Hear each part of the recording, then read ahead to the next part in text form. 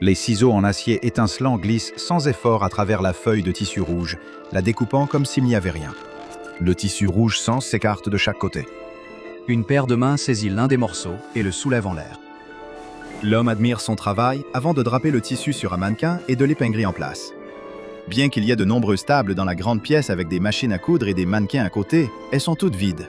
L'homme travaille tout seul dans la grande pièce. Et il est impossible de ne pas remarquer que c'est aussi un homme incroyablement beau. Tellement beau que, peu importe vos préférences, vous ne pouvez pas vous empêcher de vous arrêter et de remarquer ses traits du visage parfait, sa silhouette élancée et athlétique, ses mains fines et agiles. Il repousse une mèche de cheveux blonds cendrés loin de ses yeux bleus vifs et retire une épingle de sa bouche avant d'ajuster le tissu d'1 millimètre de plus, puis de l'épingler en place. L'homme s'éloigne du mannequin et admire son travail. Voilà, absolument parfait. Il n'y a aucun doute que ce sera la tenue de clôture du prochain défilé de mode, un autre chef-d'œuvre, tout comme lui. Mais cela ne veut pas dire qu'il a terminé. Il reste encore beaucoup à faire, et il retourne travailler à sa table, cousant des morceaux de tissu ensemble pour créer des ornements pour la somptueuse robe de haute couture. Il est tellement concentré sur sa nouvelle création qu'il ne remarque pas le directeur des opérations de la maison de couture dans le couloir, à l'extérieur de l'atelier. Le directeur montre du doigt à travers la vitre de la porte et dit aux 2 policiers qui l'accompagnent que c'est l'homme qu'il recherche. Il y a eu plusieurs crimes tragiques et mystérieux impliquant des personnes liées à cette maison de couture, et la police a enfin resserré son enquête autour d'un suspect. Enfin, pas exactement la police, mais 2 agents de la fondation SCP se faisant passer pour des policiers. La fondation a commencé à avoir des soupçons après avoir appris qu'il y avait eu plusieurs disparitions, meurtres et crises de nerfs, tous impliquant des personnes liées à cette même entreprise. Et plus précisément encore, ils étaient tous liés à un seul homme. Il y avait de nombreuses preuves que quelque chose de plus qu'une simple activité criminelle ordinaire se passait ici. Il se passait quelque chose d'étrange, quelque chose d'anormal. L'un des policiers fait un signe de tête à son partenaire avant de faire signe au gérant de partir. Il vaut toujours mieux ne pas avoir de civils présents lors d'une opération de confinement. L'homme incroyablement beau n'a toujours pas remarqué ses invités dans le couloir, restant complètement absorbé par son travail. Et il ne lève même pas les yeux lorsque les 2 agents font irruption dans la pièce, arme au poing, ne prenant aucun risque. « Ne bougez plus, lâchez votre arme !» crie l'un des agents. Mais le bel homme ne réagit pas et continue simplement à découper le tissu avec ses ciseaux. « J'ai dit, ne bougez plus !» ordonne-t-il de nouveau. Et cette fois, l'homme séduisant semble au moins les avoir entendus, interrompant enfin son travail. Il lève lentement les yeux, son regard perçant se posant sur les hommes qui ont fait irruption dans son espace de création. « Lâchez votre arme !» lui dit l'agent. L'homme regarde sa main, qui tient toujours la grande paire de ciseaux, et sourit. Il pose délicatement les ciseaux sur la table, prenant soin de ne pas les laisser toucher le tissu coûteux qui s'est déroulé devant lui. Maintenant, levez les mains. Cette fois, il n'y a pas de réponse, et l'homme saisit le bord de la table, sourit, puis regarde les agents dans les yeux, d'abord l'un, puis l'autre. Levez les mains ou nous serons obligés de tirer. Le sourire quitte lentement le visage de l'homme séduisant. Voulez-vous m'excuser un instant, dit-il, bien qu'il n'y ait rien dans sa voix n'indique qu'il s'agit réellement d'une demande. Les agents semblent incertains de ce qu'ils doivent faire. Tous 2 paraissent déconcertés et troublés par son attitude désinvolte. L'homme séduisant se détourne des agents et se glisse rapidement derrière un paravent installé près de sa table de travail. Alors qu'il passe derrière le paravent, il ne ralentit pas du tout. Il disparaît simplement derrière l'écran pendant quelques secondes et réapparaît de l'autre côté. Mais lorsqu'il ressort, ce n'est plus lui. L'homme qui sort de derrière le paravent est une personne complètement différente. Alors qu'il était auparavant mince, gracieux, rasé de près et vêtu d'un beau costume, il est maintenant massif et musclé, comme un joueur de football professionnel, avec une barbe épaisse et habillé comme s'il faisait partie d'une équipe du SWAT. Avant que les agents ne puissent réagir à cette métamorphose étrange, le grand homme se jette sur eux et commence à attaquer. Il brise la nuque de l'un et enfonce les ciseaux qu'il a attrapés sur la table dans le cou de l'autre. D'autres spécialistes du confinement SCP, ceux-ci habillés en tenue tactique sans essayer de se faire passer pour des policiers ordinaires, envahissent la pièce et ouvrent le feu. Mais l'homme qui ressemble à un membre des forces spéciales de la marine ramasse les armes de l'agent à terre et commence à tirer avec les 2 en même temps. Il surpasse et déjoue les agents, se mettant à couvert sans effort tout en tirant sans arrêt, éliminant agent après agent. Des cris remplissent l'air, à la fois ceux des agents SCP mourants et ceux des civils qui sont touchés à travers les murs par l'assaut, y compris le directeur, qui était revenu discrètement à la fenêtre de la porte pour regarder ce qu'il pensait être l'arrestation de l'homme prétentieux et séduisant. La fenêtre derrière le soldat des opérations spéciales explose et 2 agents SCP descendent en rappel, le prenant par surprise et le plaquant au sol. Il faut encore plus d'agents qui se précipitent pour maîtriser l'homme alors qu'il se débat et hurle comme un animal sauvage, brisant la mâchoire de l'un d'eux au passage avant qu'ils ne parviennent enfin à le maîtriser et à l'attacher avec des sangles renforcées. Au final, 17 agents et 10 civils ont perdu la vie, mais l'anomalie a finalement été contenue. Une fois qu'il est emmené dans un endroit sécurisé, Il reçoit une nouvelle désignation, SCP-056. Mais le personnel du site lui donne rapidement un nouveau surnom, l'appelant simplement « une belle personne ». SCP-056 est l'une des anomalies les plus trompeuses et l'une des plus dangereuses connues de la Fondation SCP. C'est un être dont la taille, le genre et l'apparence peuvent tous varier en un instant et qui changera en fonction de son environnement. La forme qu'il a le plus souvent prise pendant son confinement ressemble à celle d'un homme qui semble avoir une vingtaine d'années. Son apparence exacte varie légèrement, mais il sera toujours ce que l'on pourrait décrire comme incroyablement séduisant, du moins selon les standards traditionnels de la société. Ses vêtements changent également pour adopter un style similaire à celui des autres personnes autour de lui, mais ils seront toujours de meilleure qualité et plus esthétiques que ceux portés par quiconque à proximité. Bien que cela semble être la forme préférée de SCP-056, c'est loin d'être sa seule forme. En plus du jeune homme, il a également été observé prenant l'apparence de plusieurs autres personnes, y compris une femme ressemblant fortement à l'actrice hollywoodienne Scarlett Johansson. Une forme qu'il a prise en passant devant un groupe de jeunes employés. Un culturiste masculin capable de soulever plus de 50 kg au développé couché, soit 30 kg de plus que le garde de sécurité le plus fort affecté au site de la Fondation. Il a pris la forme d'une femme médecin dont le QI mesuré était de 30 points supérieur à celui de n'importe quel chercheur sur le site, ainsi que des formes non humaines comme un grand labrador bien toiletté lorsqu'il a été exposé au chien d'un autre chercheur. Et un canapé extrêmement agréable à regarder lorsqu'il était laissé seul dans sa propre chambre de confinement. Ces changements d'une forme à une autre se produisent chaque fois que les gens perdent leur concentration sur le sujet, ce qui semble arriver lorsque de nouvelles personnes sont exposées à SCP-056. Et une fois qu'ils perdent leur concentration, il est capable de changer d'apparence pratiquement instantanément. Les tentatives de filmer la transformation ont abouti à ce que le matériel d'enregistrement présente le même effet, semblant perdre la mise au point et étant incapable de voir exactement ce qui se passe lorsque SCP-056 passe d'une forme à une autre. ses vêtements changent en même temps que sa forme corporelle, Bien qu'il n'ait pas encore été observé en train de manifester des armes ou d'autres outils. De grands efforts ont été déployés pour déterminer la forme originale de SCP-056. Mais jusqu'à présent, tous ces efforts se sont soldés par un échec. Lorsqu'il a été placé dans une cellule en béton vide et sous surveillance vidéo constante, les caméras ont subi la même perte de mise au point que les autres, puis ont été confrontées à une silhouette plutôt surprenante laissée dans la pièce. SCP-056 avait pris la forme d'une caméra vidéo, similaire à celle utilisée pour l'enregistrer, bien qu'il s'agisse d'un modèle légèrement plus avancé et coûteux. D'autres tentatives ont été faites pour découvrir sa véritable forme, cette fois sans équipement d'observation directe, les chercheurs utilisant plutôt des scans passifs capables de détecter les changements chez les formes de vie. Lorsqu'ils ont laissé SCP-056 seul et l'ont surveillé à l'aide de ces outils, ils n'ont rien trouvé. Il n'y avait aucune température corporelle détectable, aucun battement de cœur, ni même de poids. Il semblait que, lorsqu'il n'était pas observé, SCP-056 cessait tout simplement d'exister. Ceux qui ont un contact personnel avec SCP-056 rapportent souvent que l'entité anormale leur donne un sentiment d'infériorité ou de jalousie, comme s'il n'était pas à la hauteur. En même temps, il semble chercher son approbation. Cela s'étend au personnel de sécurité de la Fondation, qui exprimera le désir de suivre ses ordres, tandis que les chercheurs essaieront de argumenter avec lui, ce qui se termine généralement par leur sortie de la cellule de confinement avec le sentiment d'avoir été surpassés par son intelligence. Et les capacités de communication hors pair de SCP-056 ne semblent pas être limitées par des sujets complexes ou des barrières linguistiques. Les recherches ont montré qu'il maîtrise couramment au moins 200 dialectes différents, et il a démontré un niveau d'expertise dans des domaines aussi variés que la mode, l'automobile, la science théorique, le sport et une multitude d'autres sujets. Dans tous ces domaines, il affiche généralement une connaissance supérieure à celle de la personne avec laquelle il converse. Et malgré le fait de quitter les conversations en se sentant découragé quant à leurs propres capacités, ceux qui lui parlent expriment presque toujours le désir de discuter à nouveau avec SCP-056, comme s'ils ne pouvaient pas résister à l'idée d'être rabaissés par lui. Un certain nombre de tests ont ensuite été effectués pour découvrir quelle forme SCP-056 prendrait lorsqu'il serait confronté à diverses situations, et les résultats se sont révélés plutôt intéressants. Dans le premier test, un membre du personnel de classe D masculin a reçu un couteau, et on lui a dit d'essayer d'attaquer SCP-056. SCP-056 a rapidement pris la forme d'un jeune homme en bonne condition physique, capable de désarmer sans effort le membre de classe D attaquant et de le tuer avec le couteau à la place. Dans un autre test, une membre de classe D féminine est entrée dans sa cellule, non pas avec une arme, mais avec une bouteille de vin coûteux. La classe D a été accueillie par SCP-056 sous la forme d'une jeune femme belle, qui a accepté le vin, mais après y avoir goûté, l'a recraché au visage de la classe D et l'a renvoyé. Ensuite, les chercheurs ont envoyé 2 membres de classe D en même temps, un homme et une femme, sans aucune consigne particulière. SCP-056 est apparu sous la forme d'une belle femme en tailleur d'affaires bien ajustée, qui a ensuite examiné les deux membres de la classe D, en soulignant chacun de leurs défauts physiques avant de les renvoyer tous les deux.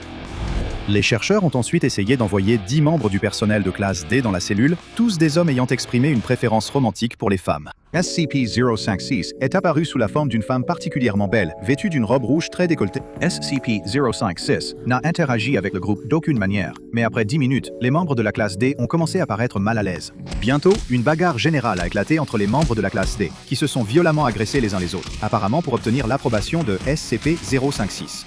056 a semblé observer la mêlée avec plaisir pendant plusieurs minutes, avant d'y mettre fin et de les renvoyer tous. Un membre du personnel s'est alors porté volontaire pour être testé avec SCP-056, une personne de niveau 4 considérée elle-même comme particulièrement belle. Elle est entrée dans la cellule de SCP-056, où l'anomalie a pris la forme d'une femme tout aussi belle et d'apparence professionnelle, et les deux ont entamé une conversation, discutant de diverses techniques avancées de gestion du personnel.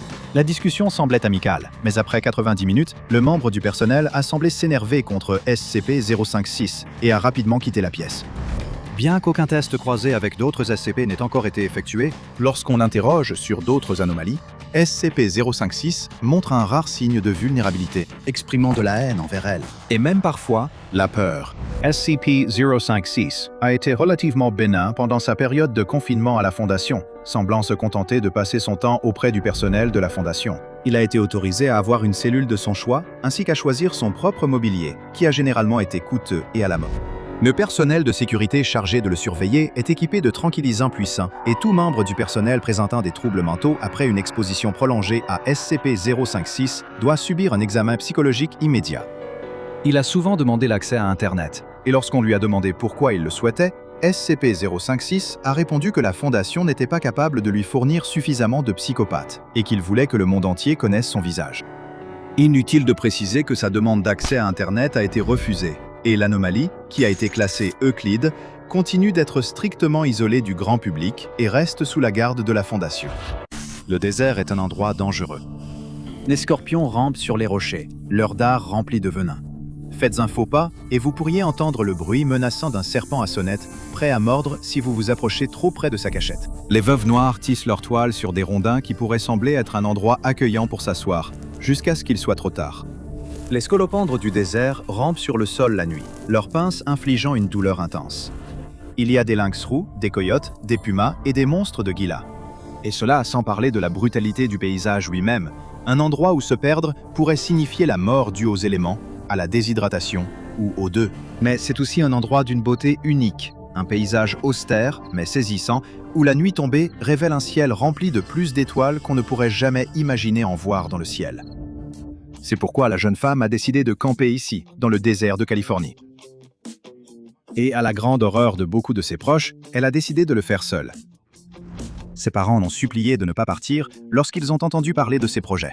Mais elle a apaisé leurs craintes du mieux qu'elle a pu, leur rappelant ses années d'expérience en camping dans des environnements difficiles. Après tout, elle a parcouru la majeure partie du sentier des Appalaches avec seulement un ex-petit ami pour l'aider. C'est une adulte, et il ne pouvait rien faire pour l'empêcher de se lancer dans ce voyage. De plus, elle ne part pas dans une nature sauvage inexplorée, mais dans un terrain de camping avec beaucoup de panneaux et de consignes.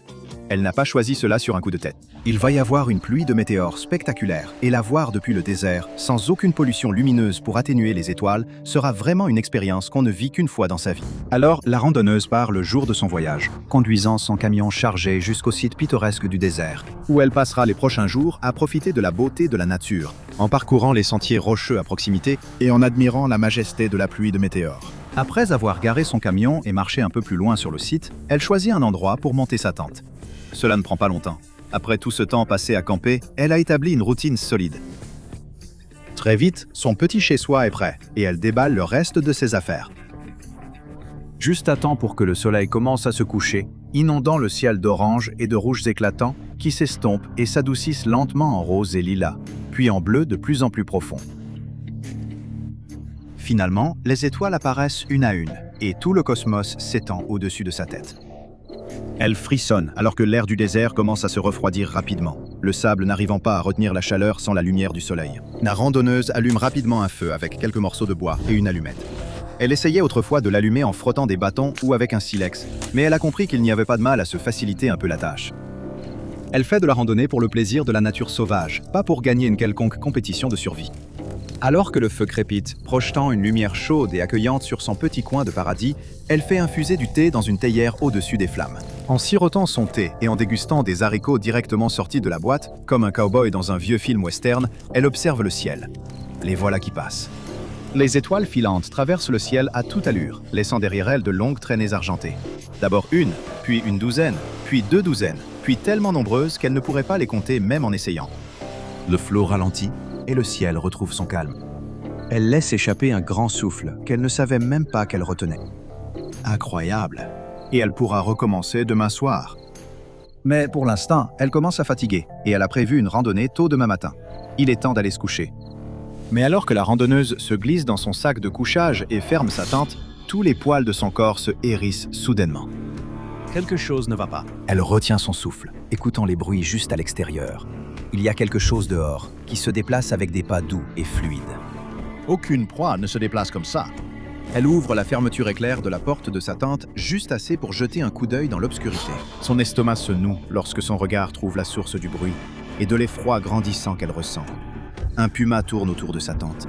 Son esprit vacille alors qu'elle tente de se rappeler les guides de survie qu'elle a lus au fil des années. Elle se souvient vaguement qu'il faut faire beaucoup de bruit pour effrayer l'animal. Mais si elle se trompait, et si elle essaie que cela ne fonctionne pas et que le puma décide d'attaquer à la place? Soudain, le puma grogne, un grondement sourd émanant du fond de sa gorge. La randonneuse referme rapidement la tente et se met en position fétale. Elle va juste se cacher ici et ne faire aucun bruit. Peut-être qu'il va se lasser et partir. Mais ce n'est pas le cas. Au lieu de cela, la tente commence à trembler. La randonneuse ne peut pas voir ce qui secoue la tente d'avant en arrière. Est-ce le puma? Il y en a plusieurs? Non, attends, quoi que ce soit, c'est tout autour d'elle. Elle peut entendre le sifflement du vent qui fouette les parois de la tente, voir qu'elle tremble comme si elle était prise dans une tempête. Le puma, maintenant plus loin, pousse un hurlement, puis tout devient silencieux. Après un long moment, elle ouvre à nouveau la fermeture éclair de la paroi de la tente et jette un coup d'œil dehors. Le puma n'est nulle part en vue. La tempête étrange qui vient de passer par ici a dû l'effrayer et le faire fuir. Avec un soupir de soulagement, elle se retourne et ferme les yeux, laissant le sommeil l'envahir et l'emporter. Le lendemain matin, c'est comme si tout ce cauchemar n'avait jamais eu lieu. Pas de puma, pas de tempête. La seule chose qui a changé dans son campement, c'est un sac qu'elle avait apporté et qui a disparu. Il n'y avait rien d'essentiel à l'intérieur, juste un appareil photo jetable et quelques pellicules. C'est un peu décevant qu'il soit arrivé quelque chose à ce sac, mais ce n'est rien qu'elle ne puisse surmonter. Elle se réveille au lever du soleil, la douce lumière de l'aube inondant les rochers et le sable, baignant le désert d'or. Elle prépare du café, remplit un petit sac avec de l'eau et de la nourriture, puis part en randonnée sur les rochers tout proches. Après environ 1 heure de marche régulière, elle s'arrête pour boire un peu d'eau, manger un encas et admirer le paysage. C'est vraiment magnifique. Mais qu'est-ce que c'est, juste derrière la colline? Au début, cela ressemble à une colonne de fumée provenant d'un feu ou d'une sorte d'explosion. Mais ensuite, cela se rapproche, et elle peut mieux l'observer. Ce n'est pas de la fumée du tout, mais de la poussière soulevée par un tourbillon, s'élevant en entonnoir comme une mini-tornade. Un tourbillon de poussière. Elle n'en a jamais vu un en vrai auparavant. D'après ce qu'elle a entendu, ils ne sont généralement pas dangereux. Peut-être qu'ils sont un peu désagréables si on se fait prendre dedans, mais sinon, il n'y a pas de quoi s'inquiéter. Mais à mesure que celui-ci s'approche, il devient aussi plus grand. Ce n'est pas qu'une question de perspective. L'entonnoir devient de plus en plus haut à mesure qu'il s'approche. La randonneuse commence à paniquer. Elle doit partir d'ici. Mais où peut-elle aller? Si elle repart trop vite par où elle est venue, elle risque de tomber et de se tordre la cheville, ou pire. Alors qu'elle réfléchit à ses options, le tourbillon de poussière s'approche de plus en plus jusqu'à se retrouver juste devant elle. Elle le fixe, les yeux écarquillés, lorsqu'il s'arrête soudainement. Le tourbillon lui-même continue de tourner, les vents, la poussière et les débris tourbillonnant à l'intérieur, mais il n'avance plus. Il reste simplement là où il est, comme s'il attendait quelque chose. Cette idée la fait presque rire. Pourquoi est-ce qu'elle anthropomorphise ce tourbillon, ce caprice inhabituel de la météo du désert? Le tourbillon accélère soudainement, oscillant d'avant en arrière, puis quelque chose en jaillit, fonçant droit vers elle. Lorsque cela atterrit dans la poussière à ses pieds, elle le reconnaît, la petite sacoche d'appareil photo. Elle tend la main et le ramasse, l'ouvrant délicatement. Effectivement, l'appareil photo est à l'intérieur, ainsi que les rouleaux de pellicule. Il n'est même pas cassé. Elle lève les yeux vers le tourbillon, incrédule. Quelque chose la pousse à parler, et elle lance. « Merci ?» À ce moment-là, le tourbillon se tortille d'avant en arrière, puis fonce soudainement vers elle. Elle ouvre la bouche, prête à crier de surprise. Mais rien ne se passe.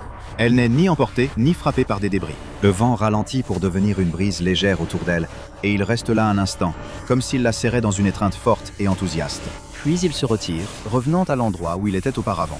Il reste là un petit moment, attendant. Au revoir. À ce moment-là, le tourbillon s'éloigne, la laissant là, debout, incrédule. La randonneuse avait toujours entendu dire que le désert était un endroit étrange. L'une de ses amies jure encore aujourd'hui avoir entendu quelque chose l'appeler par son nom au milieu de la nuit, alors qu'elle était assise près d'un feu de camp. Et une autre de ses amies affirme avoir vu des fantômes là-bas. Mais elle n'a jamais entendu parler de quelque chose d'aussi étrange. Plus tard dans la nuit, elle s'assoit près du feu, fait griller des saucisses et continue d'y réfléchir. Qu'elle ait imaginé ou non son comportement apparemment intelligent, le tourbillon de poussière lui a bien rendu son appareil photo. Et elle en a la preuve empirique, ainsi qu'une journée entière de photos. Alors qu'elle croque dans sa saucisse, elle sent qu'on l'observe. Elle lève les yeux et aperçoit le reflet des yeux d'un puma. Elle ne peut pas en être certaine, mais elle a l'impression que c'est le même puma que la nuit précédente. Un frisson lui parcourt l'échine en le voyant là, en train de l'observer. C'est un bel animal, mais il y a quelque chose dans la façon dont il la regarde, dont il renifle l'air, qui lui donne la nette impression qu'il l'a choisi comme proie.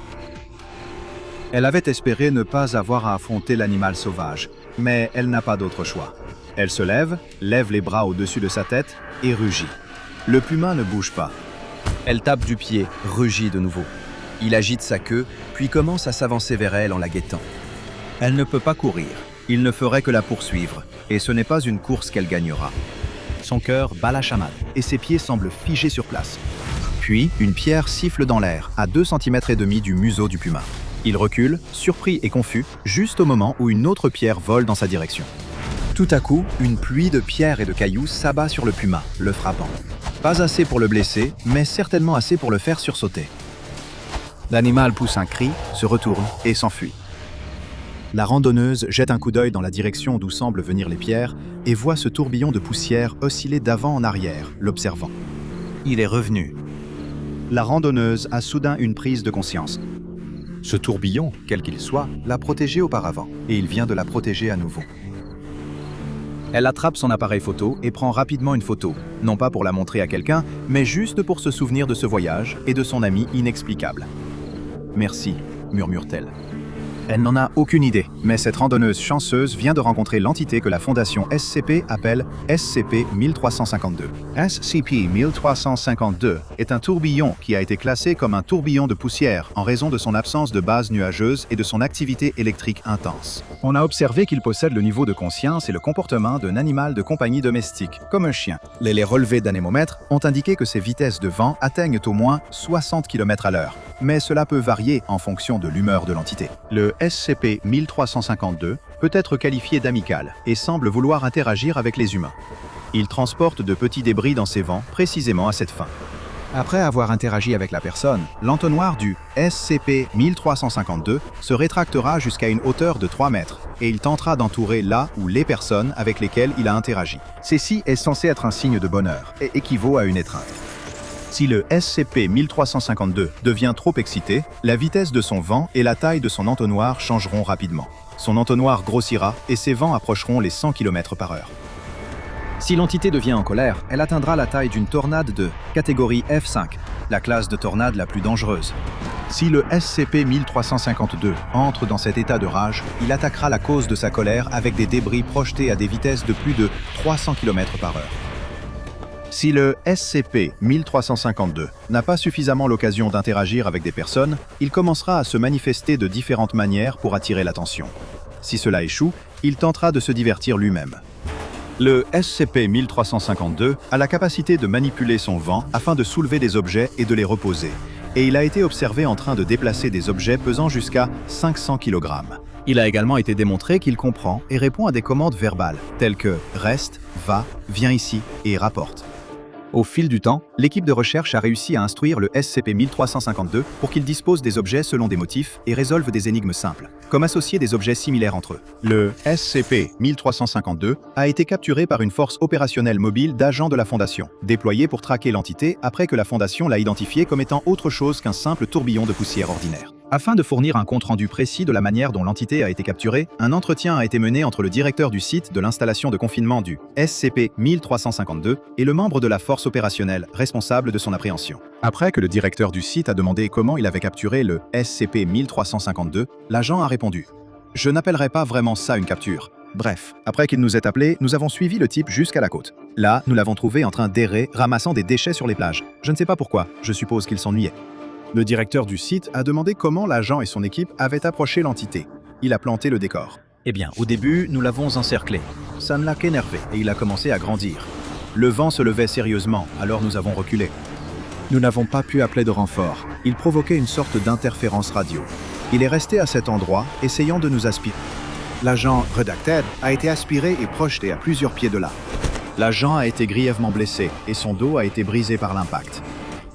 Le chef de l'unité n'a pas pu rejoindre son coéquipier tombé, et en levant les yeux, il a vu que la tornade était juste au-dessus de sa tête. Aucune issue possible. Pendant un instant, il a craint que ce soit sa fin. Mais soudain, le vent s'est calmé. La tornade a rétréci jusqu'à ne faire plus qu'un tiers de sa taille d'origine. Puis, un morceau de bois à proximité a été soulevé du sol et projeté pour atterrir juste à côté de lui. Pendant un instant, l'agent resta simplement assis là, jetant des regards entre le morceau de bois et la tornade. Pourquoi n'attaquait-elle pas? Qu'attendait-elle? Elle bougeait d'un côté à l'autre avec impatience, comme un chien qui remue la queue en attendant quelque chose. Lorsque l'agent tendit la main vers le morceau de bois et le toucha, le tourbillon se mit à bouger plus vite. Il était excité. Suivant ses instincts et les indications du tourbillon de poussière, l'homme ramassa les morceaux de bois. Cette action fut accueillie par l'entonnoir qui s'étira, débordant d'une énergie espiègle. Cela lui rappela son chien d'enfance, qui cherchait à jouer à rapporter. Alors, il ramena son bras en arrière et lança le morceau de bois sur la plage. Comme prévu, le tourbillon de vent poursuivit le morceau de bois et le rapporta. L'agent et le reste de son équipe se précipitèrent vers l'homme blessé et examinèrent ses blessures. Ils appelèrent une équipe médicale pour venir apporter de l'aide. Puis l'agent leva les yeux. Le tourbillon était de retour, et elle avait récupéré le morceau de bois. Une fois de plus, elle lança le morceau de bois vers lui et attendit, frétillant d'impatience. L'un des agents du groupe d'intervention prit la parole. Je crois que ce tourbillon veut jouer à rapporter avec toi. Au début, l'agent protesta, inquiet de la capacité de l'entité à faire preuve de violence. Après tout, elle venait probablement de causer des dommages permanents à la colonne vertébrale de son coéquipier. Mais l'autre homme insista. Il ne nous attaque pas pour l'instant. Et puis, je préfère qu'il soit calme maintenant plutôt qu'en colère. C'était un argument valable. Alors, l'agent a joué à rapporter avec SCP-1352 jusqu'à l'arrivée de l'équipe de récupération, lançant le morceau de bois sur la plage et attendant que le tourbillon le poursuive, le ramasse et le ramène. Que pouvait-il faire d'autre? Ce n'est pas comme s'il pouvait tirer sur cette chose. Comment combattre le vent? En utilisant son nouveau jouet préféré, ils ont réussi à attirer le tourbillon dans un conteneur de confinement. Mais il ne voulait pas rester seul à l'intérieur. L'agent a expliqué que quelqu'un devait rester avec lui, sinon il deviendrait morose et ferait encore du grabuge. Nous avons fini par tirer à la courte paille, et l'agent caviardé a tiré la plus courte. Je dois avouer que c'était mon préféré. Nous lui rendons encore visite de temps en temps, et il a même présenté ses excuses à l'agent caviardé. SCP-1352 est gardé dans un enclos dans une vallée isolée du Nevada, qui a été équipé d'abris anti-tempête. L'entité a reçu l'autorisation de se déplacer librement dans l'enclos, à condition d'être surveillée par au moins un agent de sécurité pendant ce temps. L'enclos fait 5 km² et est entouré d'une clôture périmétrique ancrée à 10 mètres dans le sol. Elle doit être solidement installée pour éviter qu'elle ne soit déplacée. Dans un but d'enrichissement, des débris doivent être placés dans l'enclos pour que l'entité puisse interagir avec eux. S'il n'y a pas suffisamment de débris ou s'ils sont éjectés de l'enclos, il faut en fournir davantage. Tout membre du personnel souhaitant entrer dans l'enclos ne peut le faire qu'avec l'autorisation préalable du directeur du site et doit porter un équipement de protection approprié pendant toute la durée de sa présence à l'intérieur. Si l'entité tente de quitter l'enclos, les gardes ou autres membres du personnel présents dans la zone doivent utiliser des ordres verbaux afin de l'empêcher de rompre le confinement. En lisant la transcription de l'entretien dans le dossier de SCP-1352, un détail particulier dans le récit de l'agent m'a frappé. Il affirmait que la tornade s'était en fait excusée auprès de l'homme qu'elle avait blessé lors de sa capture. Mais comment, me suis-je demandé, cela pouvait-il être possible? L'entité n'a pas de bouche, pas de main pour signer, et elle ne semble pas non plus posséder de capacité psychique. Eh bien, j'ai eu ma réponse sous la forme d'un addendum ajouté au dossier peu de temps après que j'ai commencé à le lire. Un certain matin, dont la date a bien sûr été caviardée pour tous ceux qui n'ont pas l'accréditation de sécurité requise, les chercheurs de terrain ont remarqué une grande formation de débris laissée au sol par SCP-1352. Elle était trop grande pour être vue depuis le sol, mais grâce à l'utilisation d'un drone, les chercheurs ont pu l'observer clairement. Les débris, composés de pierres, de feuilles et de morceaux de bois, formaient le mot « hello ». Maintenant, le mot était mal orthographié. Il manquait un de ces L, mais c'est quand même assez impressionnant pour une tornade de vent conscient à grande vitesse. Suite à cette découverte, le directeur du site a autorisé des expériences de communication à venir. J'ai vraiment hâte de lire à leur sujet quand le moment sera venu. Ces ailes coriaces s'étendaient, tatouées de symboles ésotériques issus de cultures disparues depuis longtemps. Ces pattes griffues foulent le linoléum, chaque pas laissant une marque noire de brûlure qui sent le soufre. Une bave fumante dégouline des défenses enflammées de la créature, nichée en cercle concentrique sous ses yeux rouges, sang et luisants. Son regard terrible s'est déjà fixé sur sa proie, sa cible, et rien ne pourra l'empêcher d'obtenir ce qu'il veut. Banane biologique issue du commerce équitable. 25% de réduction. Où voulez. L'étudiant universitaire se réveille dans son dortoir saccagé après une autre nuit de débauche. Sa tête tourne, sa langue est aussi sèche que du papier de verre. La chambre est jonchée de canettes vides, de gobelets et de bouteilles, et son colocataire dort encore à côté de lui, le visage couvert de graffitis faits par un plaisantin avec un marqueur noir. Mais l'étudiant universitaire ne pense pas à la nuit précédente. De toute façon, il ne se souvenait de rien. Il pense à son estomac qui gargouille. Il doit manger quelque chose et boire un coup, sinon il va se sentir mal toute la journée. Il sait exactement ce dont il a besoin. Une omelette au bacon et un grand verre bien frais de jus d'orange, le petit déjeuner des champions.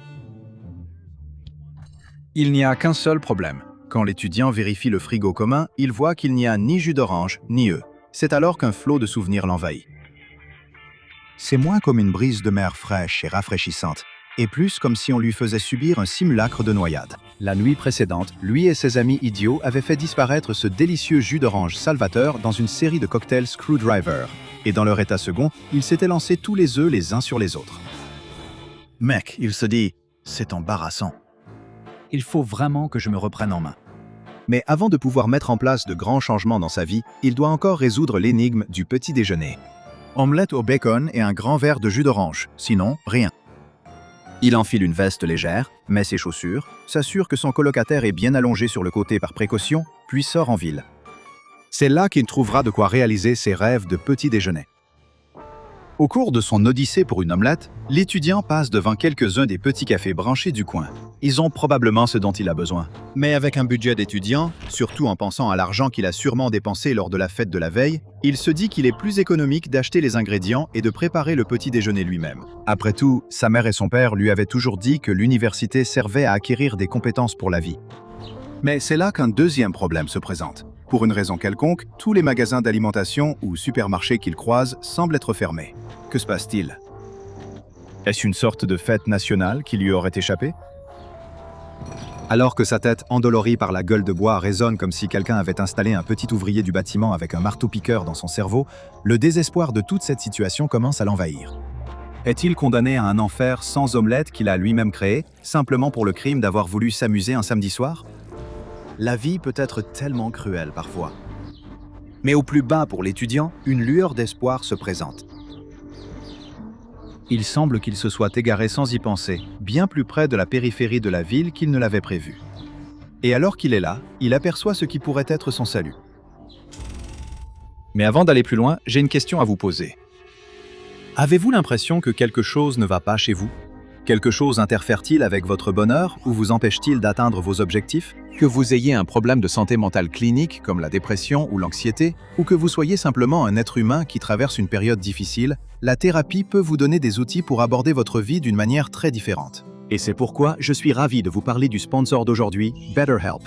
La mission de BetterHelp est de rendre la thérapie plus abordable et plus accessible. Et c'est une mission importante, car trouver un thérapeute peut être vraiment difficile, surtout lorsque vous êtes limité aux options disponibles dans votre région. BetterHelp est une plateforme qui facilite la recherche d'un thérapeute parce qu'elle est en ligne. C'est à distance, et en répondant à quelques questions, BetterHelp peut vous mettre en relation avec un thérapeute professionnel en seulement quelques jours. C'est facile de s'inscrire et d'être mis en relation avec un thérapeute. Il y a un lien dans ma description. C'est betterhelp.com/Dr Bob. Cliquez sur ce lien aide à soutenir cette chaîne, mais cela vous offre aussi 10% de réduction sur votre premier mois chez BetterHelp, afin que vous puissiez entrer en contact avec un thérapeute et voir si cela vous aide. Et comme trouver un thérapeute, c'est un peu comme sortir avec quelqu'un. Si le courant ne passe pas vraiment avec ce thérapeute, ce qui est courant en thérapie, vous pouvez facilement changer de thérapeute sans frais supplémentaires, sans vous soucier de l'assurance, des praticiens qu'elle couvre ou de ce genre de choses. Donc, si vous traversez une période difficile, pensez à la thérapie en ligne avec BetterHelp. Cliquez sur le lien dans la description ou rendez-vous sur betterhelp.com/Dr Bob. Merci encore à BetterHelp de soutenir cette chaîne. Et maintenant, retour à notre étudiant universitaire en gueule de bois. On dirait un magasin, un vrai supermarché, avec l'enseigne au-dessus de l'entrée qui indique « Babylon's ». Avec un nouvel entrant, l'étudiant universitaire se dirige droit vers le magasin. Il peut déjà goûter à cette omelette copieuse et à sa dose de vitamine C.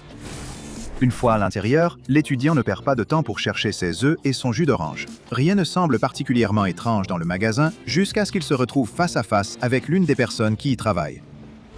D'habitude, il voit des gens de son âge, voire plus jeunes, travailler comme employés du magasin. L'homme qu'il regarde doit avoir la quarantaine bien entamée. Et malgré son uniforme un peu ringard, c'est l'une des personnes les plus intimidantes que l'étudiant ait jamais vues. Ses bras larges et musclés débordent de la chemise d'uniforme bleu ciel, couvert de ce qui ressemble à des tatouages de gang intimidants.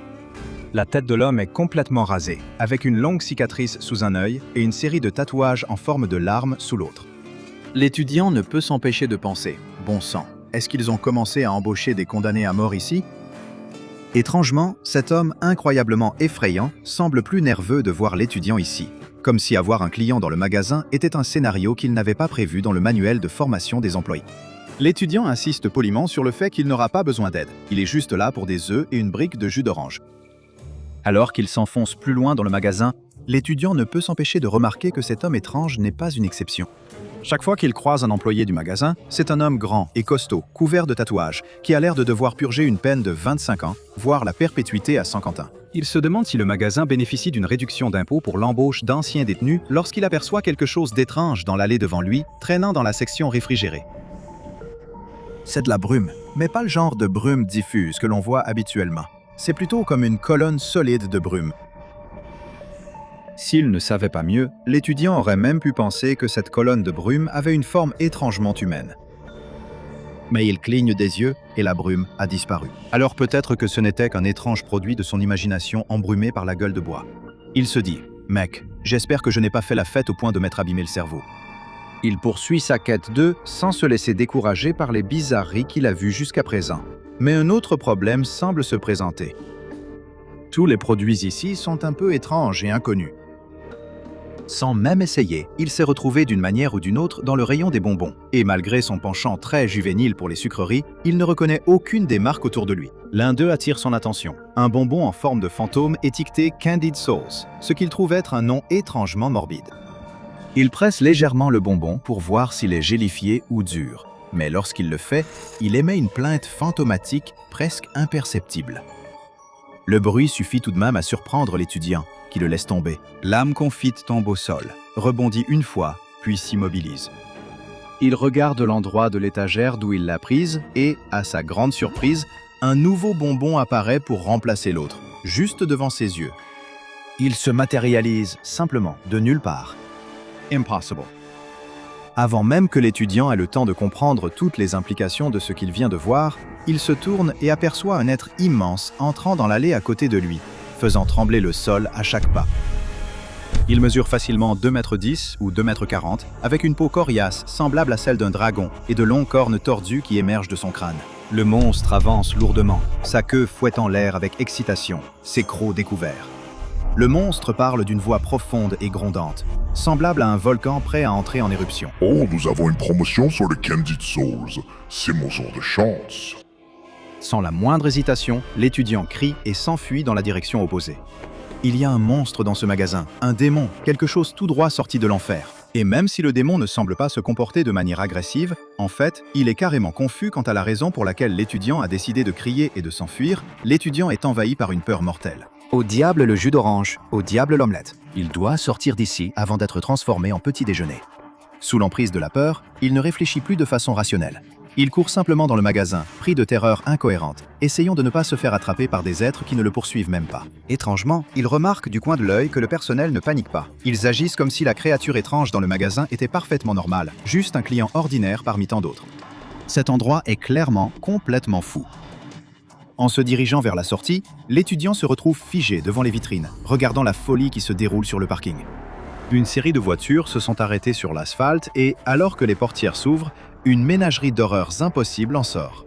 Des créatures insectoïdes gluantes avec un nombre effrayant de pattes. De longues entités serpentines couvertes d'épines s'enroulent et se déroulent.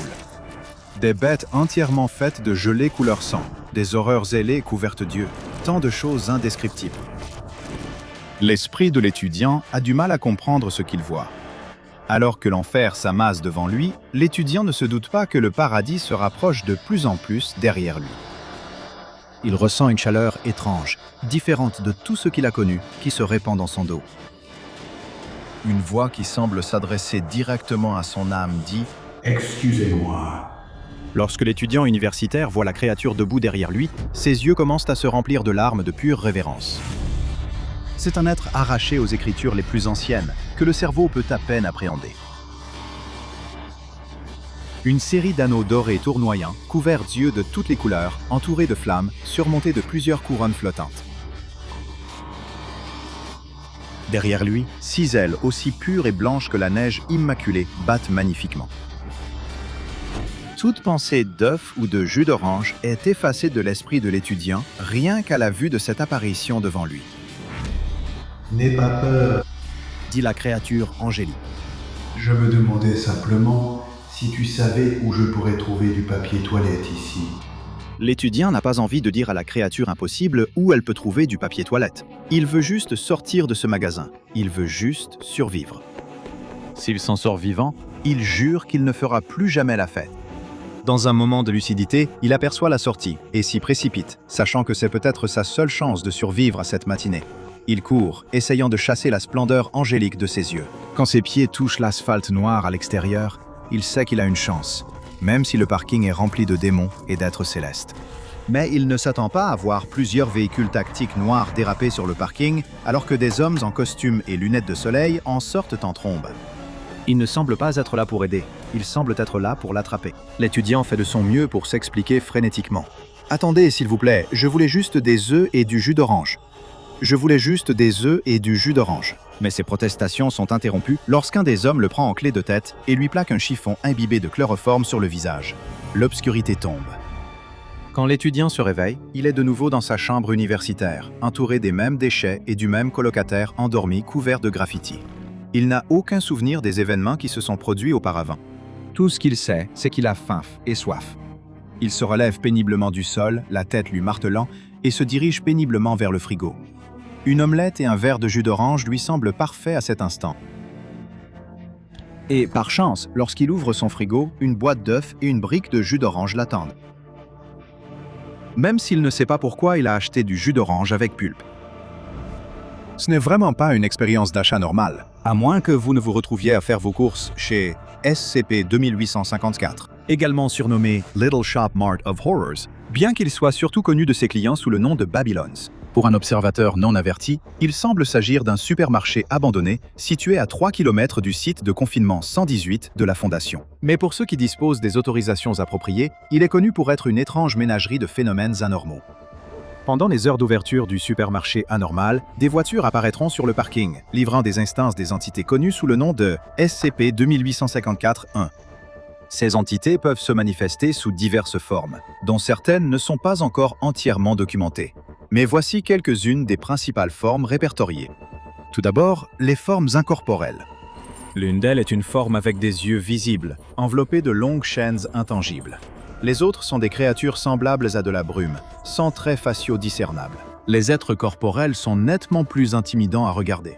Cela inclut des entités angéliques, au sens bibliquement exact, avec de nombreuses ailes et des yeux, et leurs homologues, de grandes entités qui semblent correspondre à la multiplicité des démons décrits dans la mythologie chrétienne. En termes d'agencement général, celui de Babylons n'est pas très différent de celui d'un petit supermarché indépendant classique. Il y a des caisses, une réserve et plusieurs allées de produits. J'imagine que vous vous demandez probablement quel type de produits ils vendent chez Babylons. Et coup de chance, nous avons aussi des dossiers déclassifiés à ce sujet. Un des produits de confiserie disponibles est un bonbon appelé Candied Souls, un bonbon gélifié en forme de fantôme de dessin animé, emballé dans un papier rose. Ils vendent aussi des œufs tenant des tridents, produisant une flamme d'une source inconnue dans un récipient rouge hermétique orné de pentagrammes. Ils sont étiquetés « œufs du diable ». Pour ceux qui ont des goûts plus carnivores, il y a des hot dogs avec 3 têtes cylindriques distinctes qui aboient chacune indépendamment, emballées dans un récipient en plastique étiqueté « Demon Dogs ». Et bien sûr, il y a du pain de couleur verte en forme d'entité humanoïde en état avancé de décomposition, emballé dans un récipient en plastique étiqueté « Unbread ». Très mignon, je suis sûr que vous serez d'accord. Lorsque les produits sont retirés des étagères, ils se régénèrent automatiquement, la vitesse de leur régénération dépendant du niveau de demande pour le produit dans le magasin. L'intervalle le plus long pour la régénération est de 30 minutes. Le plus court est d'1 seconde. L'origine des produits reste encore un mystère. La monnaie avec laquelle les entités SCP-2854-1 paient les produits est également non identifiée. Il s'agit de billets en papier écrits dans une écriture inconnue, avec l'image d'un gnome dessus. Une fois les produits achetés, les entités retournent à leur carte et se dématérialisent. Une transaction parfaitement raisonnable, en quelque sorte. La Fondation faisait un travail admirable pour contenir cette anomalie, mais comme beaucoup de petites entreprises, Babylone a vite vu sa clientèle se faire dérober par le Walmart local. C'est ce qui a causé la brèche de confinement actuellement la plus évidente, l'incident 2854-A.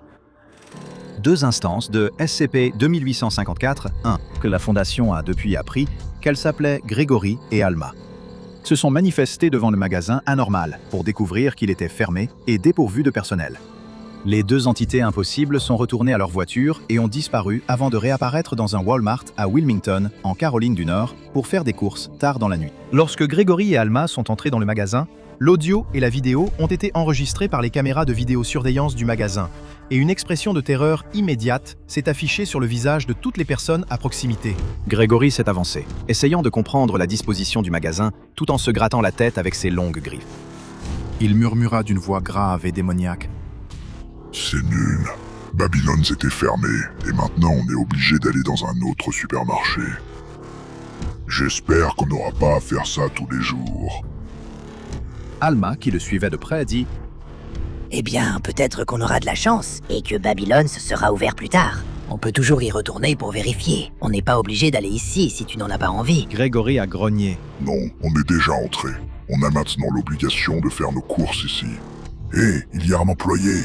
Peut-être qu'il peut nous aider. » L'employé était tourné dans la direction opposée, effectuant un inventaire sans entrain sur un vieux porte-bloc usé, alors que les 2 entités s'approchaient. Grégory demanda poliment où il pouvait trouver le rayon des produits bio. Il venait d'une autre ville et n'avait jamais visité de Walmart. Au moment même où l'employé répétait machinalement que les produits bio se trouvaient dans l'allée 4, il se retourna et vit à qui ou à quoi il était réellement en train de parler. Ses yeux se remplirent de larmes malgré lui. Ses jambes commencèrent à trembler. C'était impossible. Il devait halluciner. Mais ce n'était pas le cas. Il serra la mâchoire et se prépara à mourir, mais à la place, il reçut une décharge d'énergie. Il se retourna et s'enfuit en courant, criant qu'il y avait des monstres dans le magasin. Grégory et Alma se lancèrent à sa poursuite, toujours confus quant à l'endroit où trouver les produits bio qu'ils étaient venus chercher. Alors qu'il demandait à l'employé de ralentir, il se mit à crier encore plus fort et fonça droit vers la sortie, suivi par une ruée de clients paniqués. Grégory fit une grimace, confus, et marmonna « Eh bien mince, le service client ici est terrible. » Devine à qui on doit l'idée de faire les courses ici, Grégory? A lancé Alma. « Tais-toi, Alma, on va le trouver nous-mêmes. » Alors qu'Alma et Grégory se séparaient pour explorer le magasin, espérant que les produits bio se manifesteraient d'eux-mêmes, un gardien de nuit appelait frénétiquement la police, délirant et s'exclamant que de vrais monstres avaient envahi le magasin. Cela n'allait qu'aggraver le chaos, car 3 groupes différents furent alertés par l'appel, la police locale de Wilmington, la fondation SCP et l'unité des incidents inhabituels. Pour ceux qui ne le savent pas, l'unité des incidents inhabituels est l'un des groupes d'intérêt les plus obscurs et inefficaces avec lesquels la fondation SCP collabore et entre parfois en conflit. C'est le département des phénomènes anormaux du FBI, chargé d'enquêter sur des affaires de nature inhabituelle. Il manque cruellement de personnel, de financement et d'équipement, surtout comparé à la fondation SCP et même à la coalition occulte mondiale. La plupart du temps, ils gênent la fondation en se mettant en travers de leur chemin lors d'enquêtes importantes. C'était encore une de ces situations. Très vite, un barrage d'agents de l'UIU et de policiers ordinaires, non anormaux, a été mis en place autour du Walmart, appelant par haut-parleur Grégory et Alma à sortir et à se rendre. Naturellement, cela les a fait recommencer à se chamailler.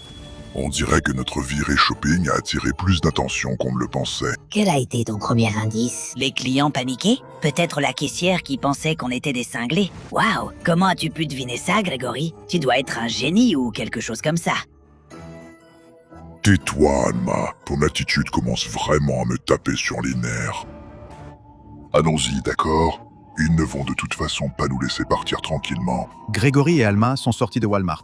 Et à ce moment-là, ils ont été encerclés et appréhendés par les agents de l'UIU. C'est alors que la fondation SCP est arrivée pour prendre le contrôle de la situation. Ils ont contenu Grégory et Alma sans danger dans des répartiteurs de mutagènes spectrales de type 3. Toutes les personnes présentes ont été amnésiées puis relâchées, et certainement pas grâce à l'UIU. Depuis que l'incident 2854A a été documenté, la Fondation a classé le SCP-2854 comme Euclide et a modifié ses procédures de confinement en conséquence. La Fondation a acheté le terrain sur lequel se trouve le magasin apparemment abandonné et a érigé une clôture en grillage de 2 mètres de haut autour du périmètre. Le magasin est géré par une rotation de membres de classe D et d'agents infiltrés de la Fondation, qui doivent rester informés de l'emplacement des produits dans le magasin afin de mieux assister les instances SCP-2854-1. Après tout, des clients satisfaits sont moins susceptibles d'aller faire leurs achats ailleurs. Le personnel intégré joue un rôle actif dans le confinement des instances SCP-2854-1, dans un rayon de 8 km autour de SCP-2854. Toute personne demandant un transfert recevra gratuitement une cure d'amnésique de classe A afin de s'assurer qu'elle n'emportera aucun souvenir vers sa prochaine affectation. J'imagine que la plupart des gens travaillant dans la vente au détail aimeraient que leurs employeurs aient des procédures similaires. L'équipe 2 avance vers... La Maison Rouge, armes prêtes. Le radio grésille, relayant les informations transmises par le drone au-dessus d'eux. Une signature thermique à l'intérieur. La cible est bien chez elle. Le chef d'escouade fait signe aux soldats, leur indiquant de couvrir le flanc de l'équipe. 2 de ces hommes comprennent immédiatement, leurs fusils levés. Le reste de l'équipe 2 se regroupe, attendant l'ordre de forcer la porte. Mais avant qu'ils ne puissent prononcer un mot, l'un des hommes, T2-2, remarque que la poignée de la porte bouge. Il lance un avertissement aux autres. La formation se resserre. Leur prise se resserre également sur leur fusil, juste au moment où la cible apparaît derrière la porte. Le chef d'escouade se prépare. Il sait que la cible ressemble à une femme ordinaire, ou du moins, elle l'était autrefois. Le flux en direct diffusé dans les lunettes fixées à son casque montrait la vérité. D'énormes taches rouges couvrent la majeure partie de son visage, descendant le long de son cou et de ses bras, jusqu'au bout de ses doigts, les doigts qui serrent un couteau de cuisine. La cible accueille gentiment, presque innocemment, les hommes armés à sa porte et les invite à entrer. Le chef de l'escouade lui ordonne sèchement de se mettre à terre et de lâcher son arme.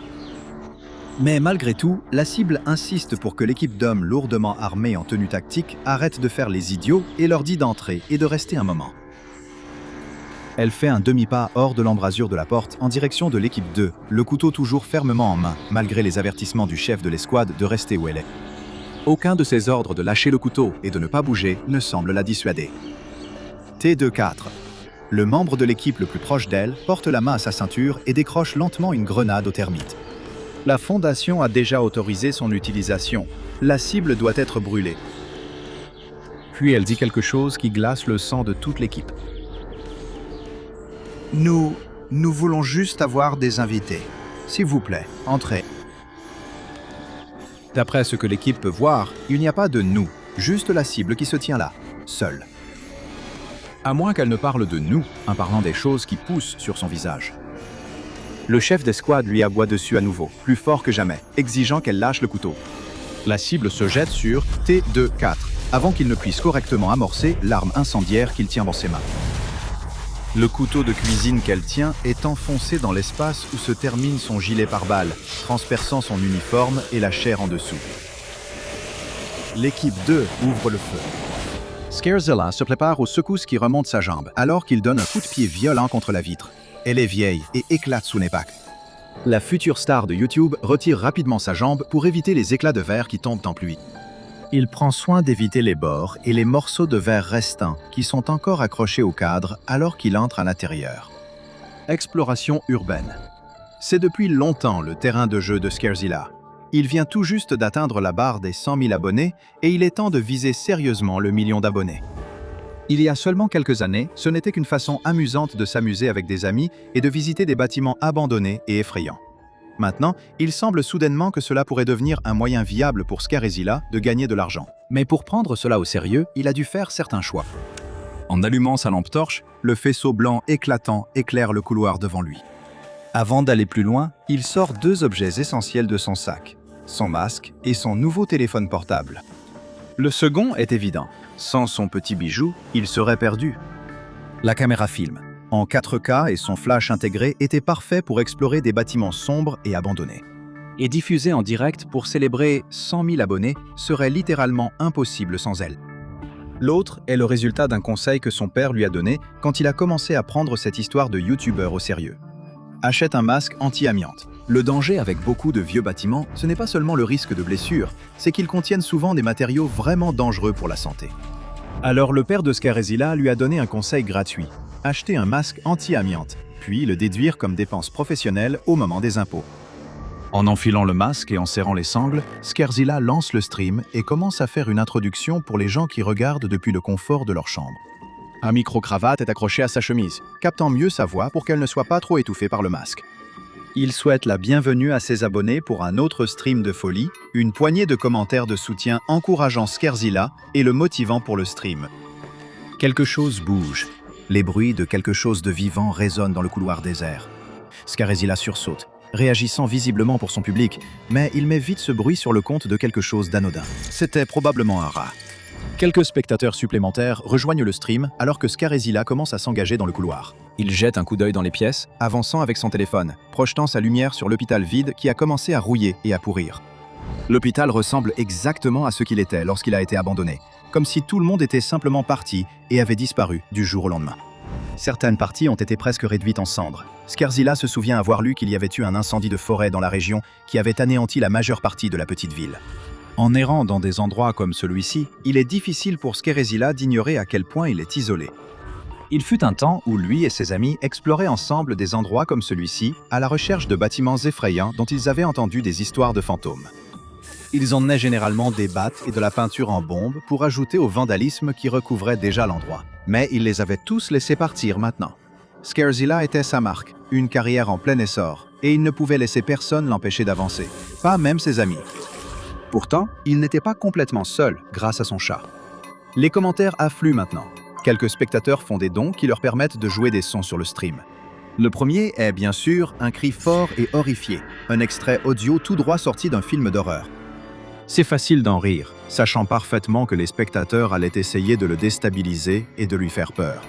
Et ils sont libres d'essayer, du point de vue de Scarézilla. Chaque don, c'est quand même de l'argent dans sa poche. Il traverse des rangées de lits d'hôpital vides, faisant passer la caméra de son téléphone dessus, essayant d'ignorer les commentaires qui disent qu'il est presque certain que des patients sont morts dans ces lits. Puis un autre bruit distrait Scarézilla. Pas un bruit venant du live sur son téléphone, mais quelque chose qui tombe dans la pièce d'à côté. Il se fige. Rien de ce qui a été laissé immobile dans un endroit abandonné ne tombe tout seul. Quelque chose doit le faire tomber. Il essaie de se convaincre que ce n'est qu'un autre rat. Mais les spectateurs du live l'ont entendu aussi, et comme un public enthousiaste, ils veulent voir ce qu'il a provoqué. Sachant très bien qu'il est peu probable que quelque chose surgisse de l'obscurité pour l'attaquer, Scarézilla quitte à contre-cœur la salle dans laquelle il se trouvait. Il traverse un autre couloir vide et brûlé en direction de la pièce d'où provenait le bruit. Effectivement, un vieux support pour une poche à perfusion semble être tombé au sol. À la faible lueur blanche de la LED de son téléphone, Scarézilla scrute la pièce pour essayer de voir ce qui a pu provoquer le bruit. Une forme sombre surgit de sous un lit d'hôpital.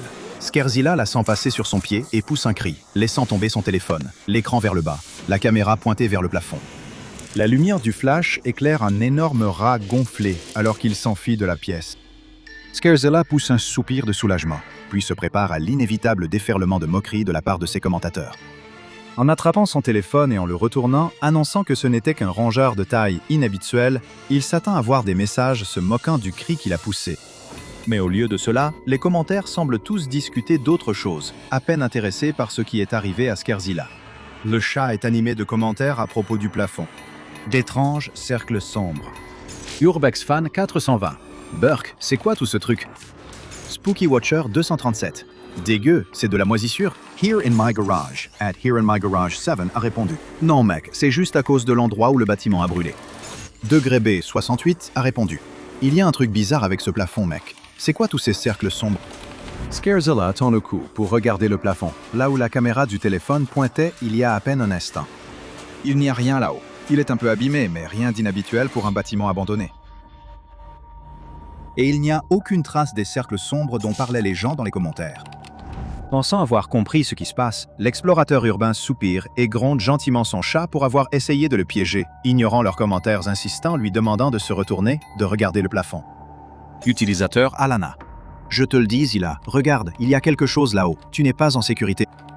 Ignorant la remarque, Scarezilla annonce qu'il quitte l'hôpital vide. Il se sent soudainement envahi par le froid et ressent un besoin irrésistible de rentrer chez lui pour pouvoir monter le chauffage.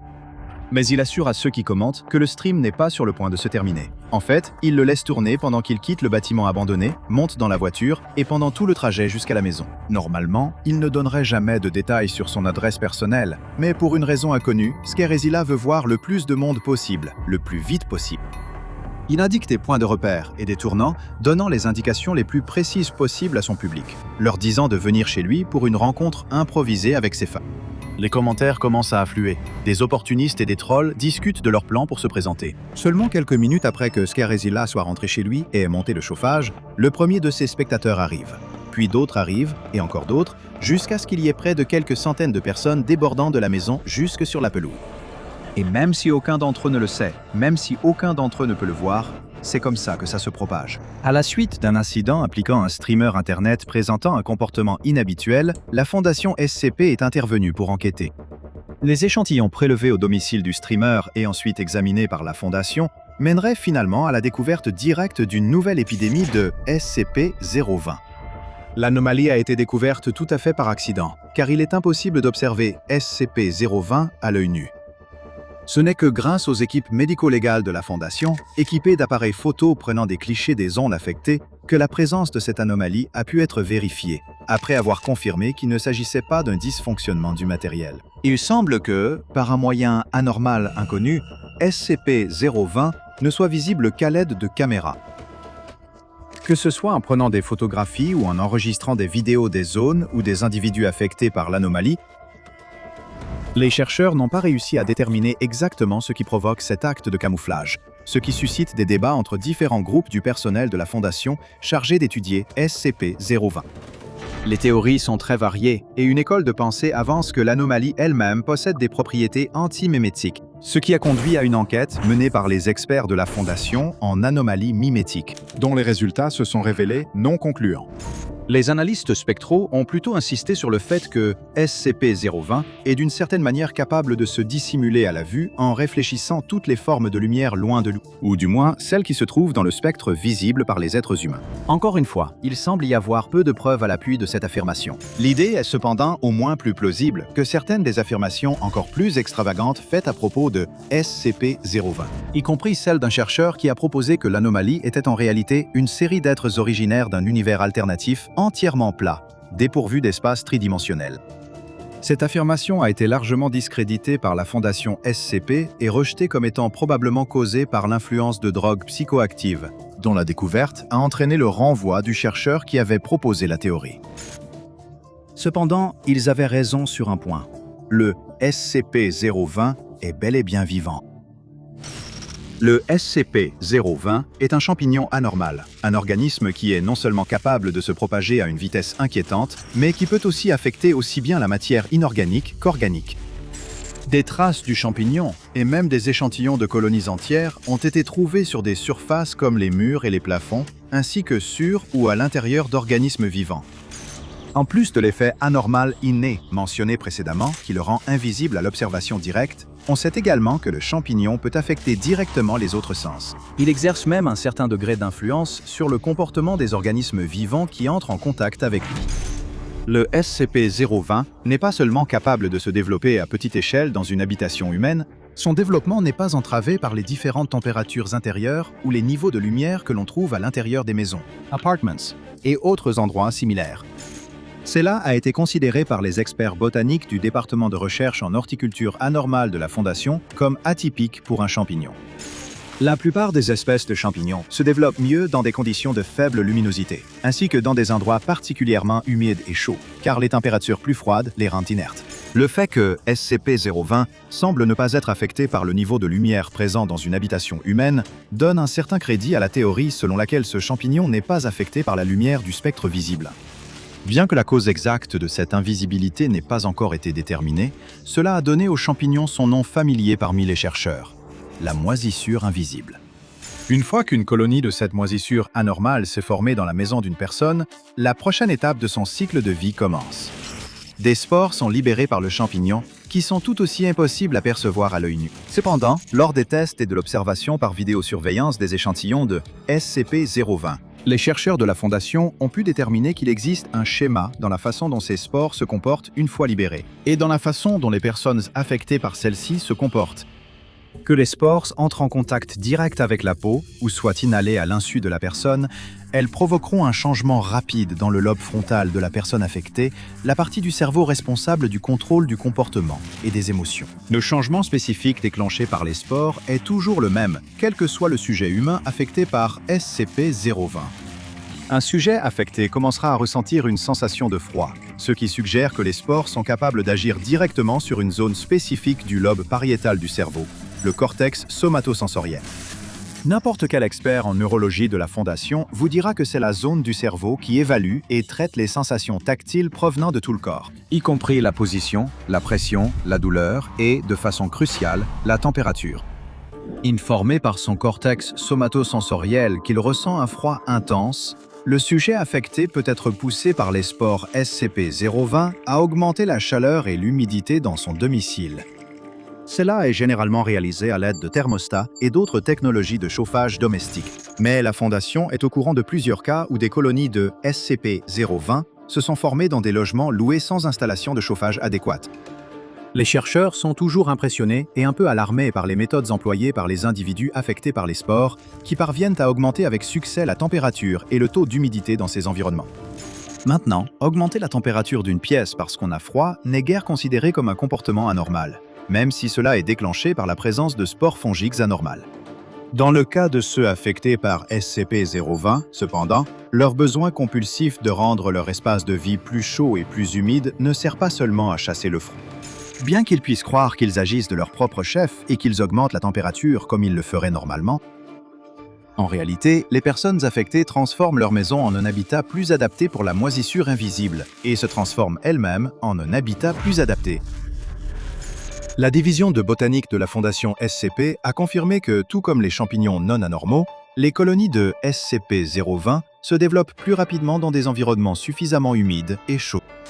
Cependant, les effets des spores de SCP-020 sur le cerveau humain ne se limitent pas uniquement à modifier la température et à créer de meilleures conditions pour la croissance de la moisissure invisible, mais aussi en aidant à sa propagation.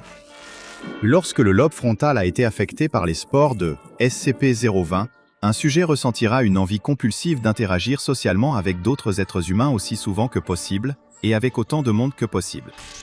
Ce changement de comportement, qui peut être difficile à détecter chez de nombreux sujets déjà extravertis ou socialement actifs, se manifeste généralement par l'organisation de rassemblements de groupes au domicile où la colonie de SCP-020 est présente. Les amis, les membres de la famille, voire même les connaissances et collègues de ceux infectés par la moisissure invisible recevront probablement des invitations répétitives et insistantes à rejoindre la personne affectée à son domicile. En assistant à l'un de ces rassemblements proposés, ces personnes ne seront pas conscientes de l'infestation de SCP-020, car elles seront incapables de l'apercevoir.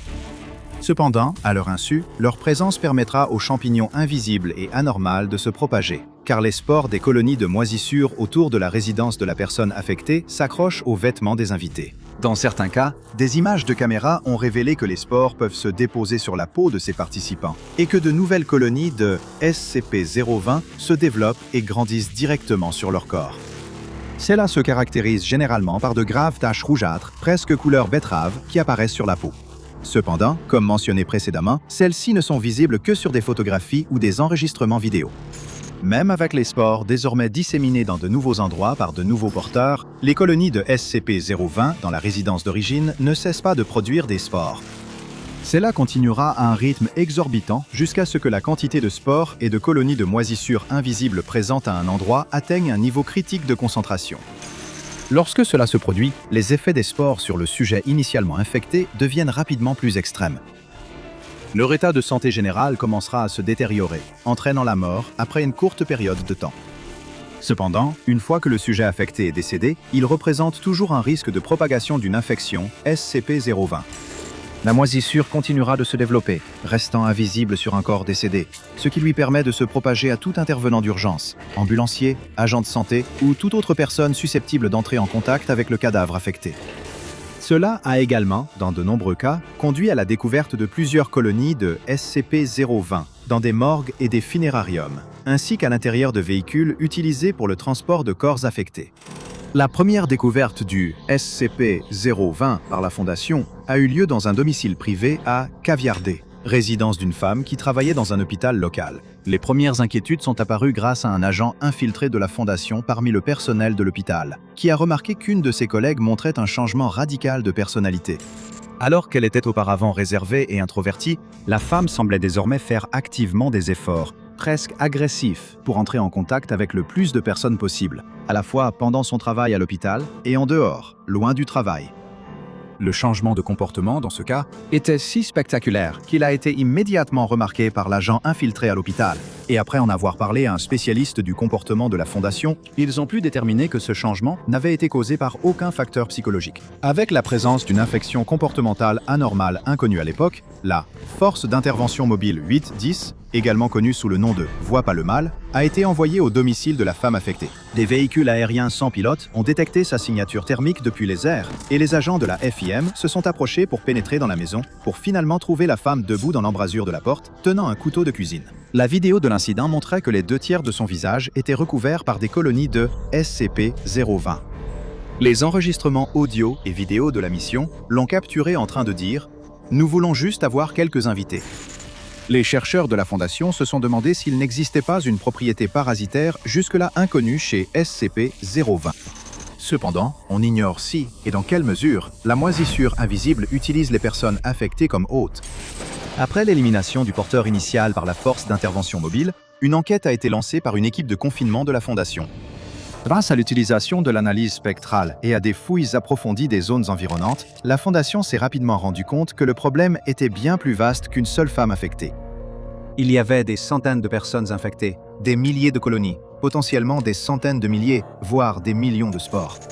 Des images vidéo et des photos montraient d'énormes taches sombres sur les murs, les sols et les plafonds, non seulement dans la maison où la femme avait été retrouvée, mais aussi dans l'hôpital où elle travaillait, ainsi que dans tous les bâtiments qu'elle fréquentait. Bien pire encore, toute personne qui fréquentait également ces mêmes endroits, n'importe lequel des patients avec lesquels elle était en contact à l'hôpital, leur famille qui leur rendait visite, les médecins, les infirmiers, les agents d'entretien.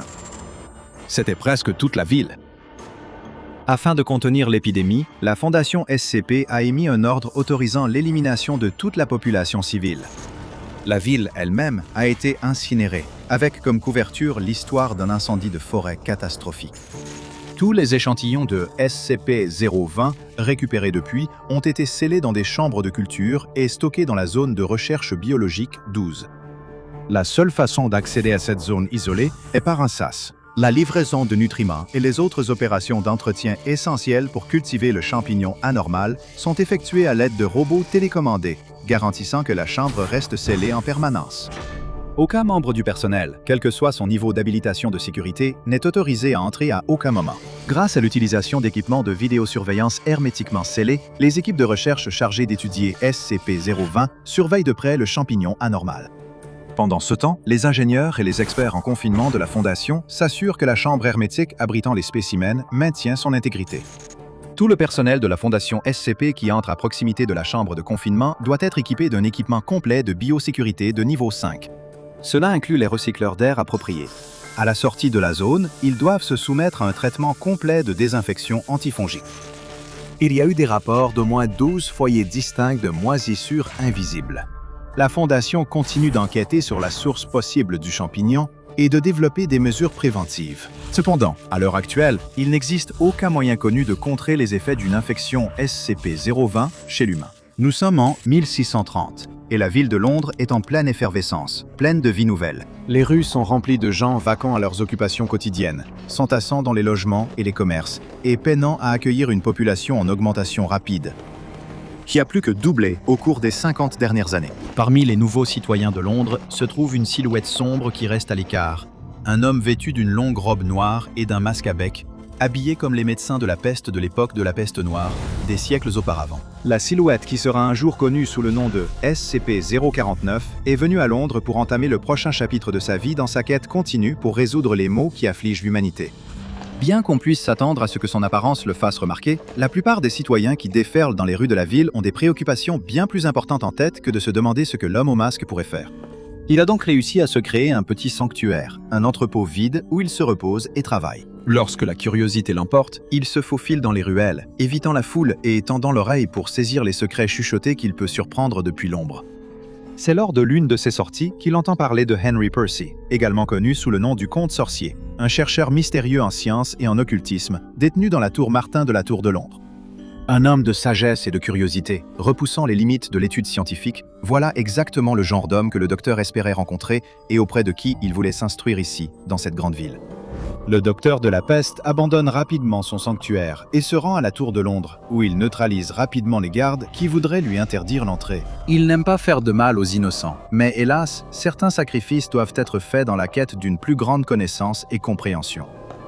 Laissant derrière lui une traînée de corps, le docteur de la peste pénètre dans la tour Martin. « Excusez-moi, monsieur. Je m'excuse de l'intrusion, mais en tant que collègue universitaire, je me demandais si je pouvais m'entretenir avec vous. » Mais lorsqu'il entre dans la chambre, le docteur constate que son introduction polie s'est perdue dans une pièce vide. Où que soit ce comte sorcier, il n'est pas dans ces quartiers désignés. Craignant le pire, le docteur cherche des signes de lutte, des taches de sang sur le sol ou des meubles renversés, mais tout semble être à sa place. Où donc Henry Percy a-t-il bien pu aller?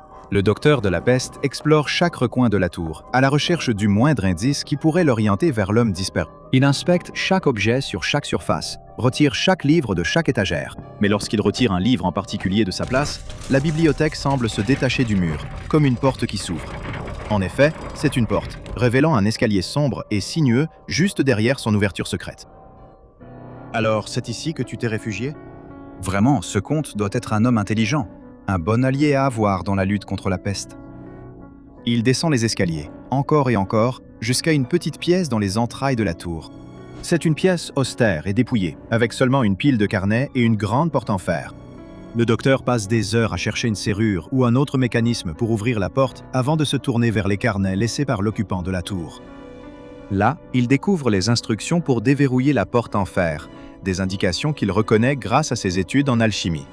Heureusement, il a tous les matériaux nécessaires rangés dans sa fidèle mallette de médecin, et il parvient à effectuer efficacement la procédure ésotérique. Alors qu'il époussette ses mains gantées, satisfait du travail accompli, il entend le déclic d'un verrou qui se déverrouille, et la deuxième porte secrète qu'il a découverte aujourd'hui s'ouvre pour l'accueillir.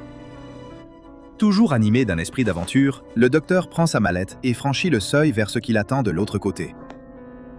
Alors que la porte de fer se referme derrière lui, le docteur lève les yeux vers un ciel jaune parsemé d'une infinité d'étoiles noires. Une brise apporte à ses narines le parfum de fleurs séchées, de moisissures et de pages poussiéreuses de livres centenaires. Il entend le bruit des vagues qui viennent lécher le rivage et se retourne pour contempler une mer noire et épaisse qui vient se briser sur un rivage d'un blanc éclatant. Le monde qui l'entoure est une palette de noir, de blanc, de jaune et de rouge. Le ciel jaune se reflétant dans les vagues d'encre, les étoiles noires scintillantes dansant au-dessus de bâtiments rouges criards, d'escaliers blancs, de portes jaunes et de fenêtres noires faites d'une sorte de vitrail. Cet endroit étrange et nouveau n'est pas vide non plus. Tout autour de lui, il y a autant de gens qui s'agitent dans les rues qu'à Londres, bien que leurs vêtements soient très différents. Ces gens s'habillent d'une manière qui lui semble familière, qui rappelle au docteur de la peste les vêtements ornés qu'il a vus autrefois au carnaval de Venise. Les gens couvrent aussi leur visage, des masques de la commedia dell'arte cachant leurs traits et leur donnant une apparence mystérieuse. Pour la première fois depuis l'époque de la peste noire, le docteur prend pleinement conscience du fait qu'il ne se distingue pas en ce lieu. En réalité, ils s'y font parfaitement. Il est temps maintenant de chercher Henry Percy, ou toute autre personne capable d'offrir au docteur un éclairage utile. Ne sachant pas exactement par où commencer, le docteur décide simplement d'engager la conversation avec un inconnu. Une femme passe, vêtue d'une somptueuse robe rouge, son masque blanc orné de plumes ressemblant presque à un cygne. « Excusez-moi, madame », lance le docteur en se plaçant sur son chemin. Pas le temps de parler, je suis déjà très en retard. Elle le frôle en passant, et le docteur s'attend à voir se manifester les effets néfastes du contact physique entre eux. Cependant, elle continue joyeusement son chemin, apparemment insensible à son toucher habituellement mortel. Il la regarde s'éloigner, stupéfait, et réduit au silence pendant un instant. Les citoyens de cet étrange nouvel endroit. Il peut les toucher sans danger. Quelque chose d'autre attire aussi son attention chez la femme. De près, il lui a semblé que son masque n'était pas un accessoire de costume, mais en fait une partie de son visage. Tout comme son propre masque faisait partie du sien. Comme c'est curieux, remarque-t-il à voix haute.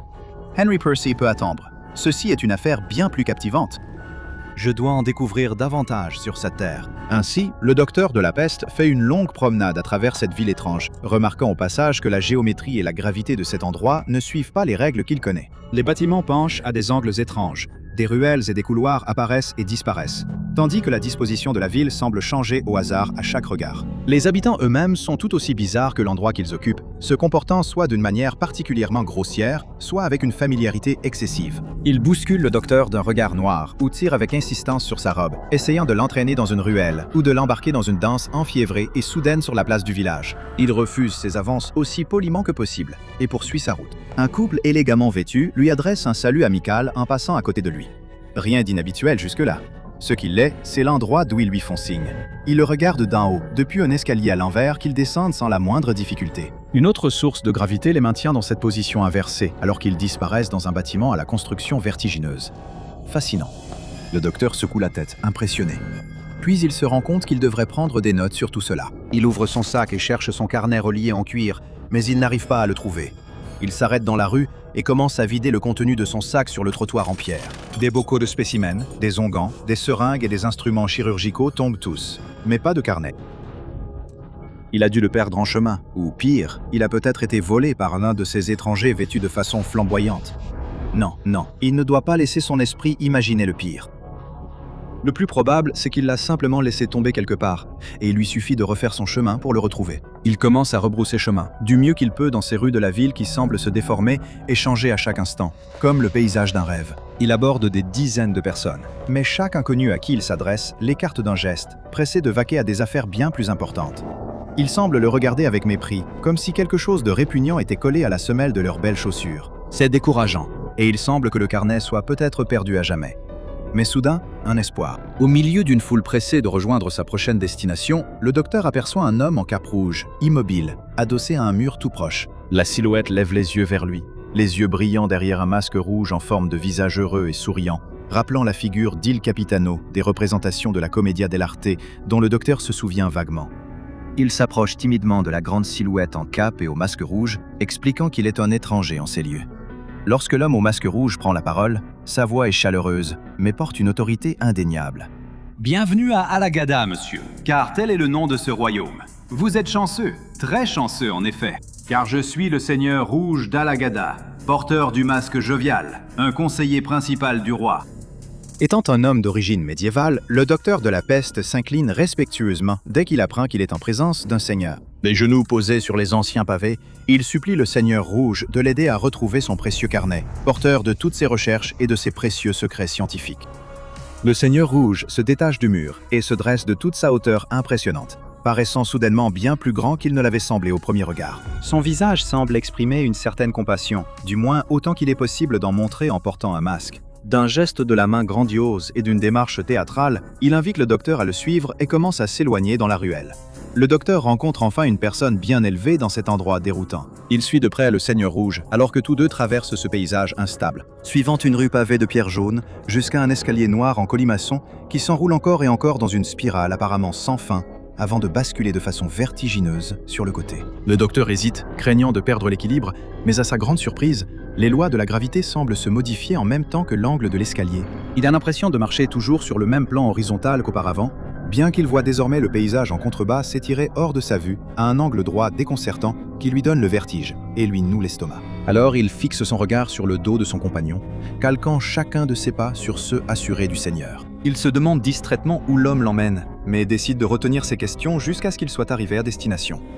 Le Seigneur rouge s'arrête au sommet d'une haute et mince tour. Il se tient devant une porte noire inhabituellement brillante, dont les bords recourbés vers le bas donnent l'impression que l'entrée elle-même fronce les sourcils. Il fait un geste du bras en direction de la porte et invite le docteur de la peste à le suivre à l'intérieur. Avant même que le docteur de la peste ne puisse faire remarquer que la porte n'a ni poignée ni heurtoir, elle s'ouvre simplement d'elle-même, comme par magie. Il secoue la tête. Le Seigneur Rouge a déjà disparu à l'intérieur, et il le suit rapidement. La palette de couleurs d'Alagada est déjà assez limitée, mais cette pièce est dépourvue des rares touches de pigments vifs que l'on trouve à l'extérieur. On ne voit ici pas la moindre trace de rouge ou de jaune, à l'exception de la tenue soudain criarde du Seigneur Rouge lui-même. La chambre est décorée en noir et blanc, avec du velours noir scintillant et du marbre blanc froid et cruel, ou quelque chose qui ressemble à du marbre, car ce matériau possède un éclat glacé et étrange qui fait presque mal aux yeux. Dans un grand fauteuil noir, dont les bords retombent à nouveau d'une manière mélancolique, est assis un autre homme masqué. Il est vêtu de robe noire, et son visage d'une pâleur blanche porte le masque de la tragédie, la bouche ouverte formant une moue permanente d'angoisse. Le Seigneur Rouge fait un geste vers la silhouette assise dans le fauteuil, qui ne parle pas, et le présente comme le puissant Seigneur Noir d'Alagada. Le docteur de la peste peut voir les yeux du Seigneur Noir le suivre à travers les trous du masque. Un masque que les membres de la fondation SCP appelleront plus tard SCP-035. Le docteur demande si le Seigneur Noir peut l'aider à retrouver son livre, perplexe face à toute cette situation. Le Seigneur Rouge renverse la tête en arrière et commence à rire, un son chaleureux et sincère qui, malgré tout, fait frissonner le docteur. Le Seigneur Rouge pose une main sur l'épaule du docteur et la serre d'un geste à la fois encourageant et menaçant, en expliquant qu'il a été amené ici sous de faux prétextes. Le Seigneur avait déjà le livre. Le Seigneur Noir a simplement besoin d'un service avant de le lui rendre.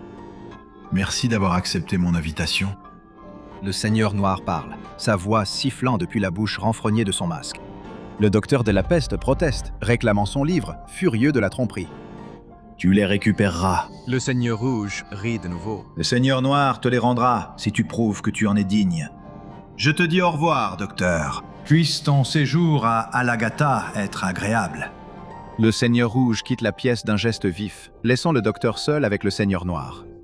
Un lourd silence s'installe entre eux. Avant que le docteur ne demande au Seigneur Noir pourquoi il voudrait qu'un médecin d'un autre monde s'occupe de lui, le Seigneur Noir halète et crache une bave noire qui ronge le sol sous lui.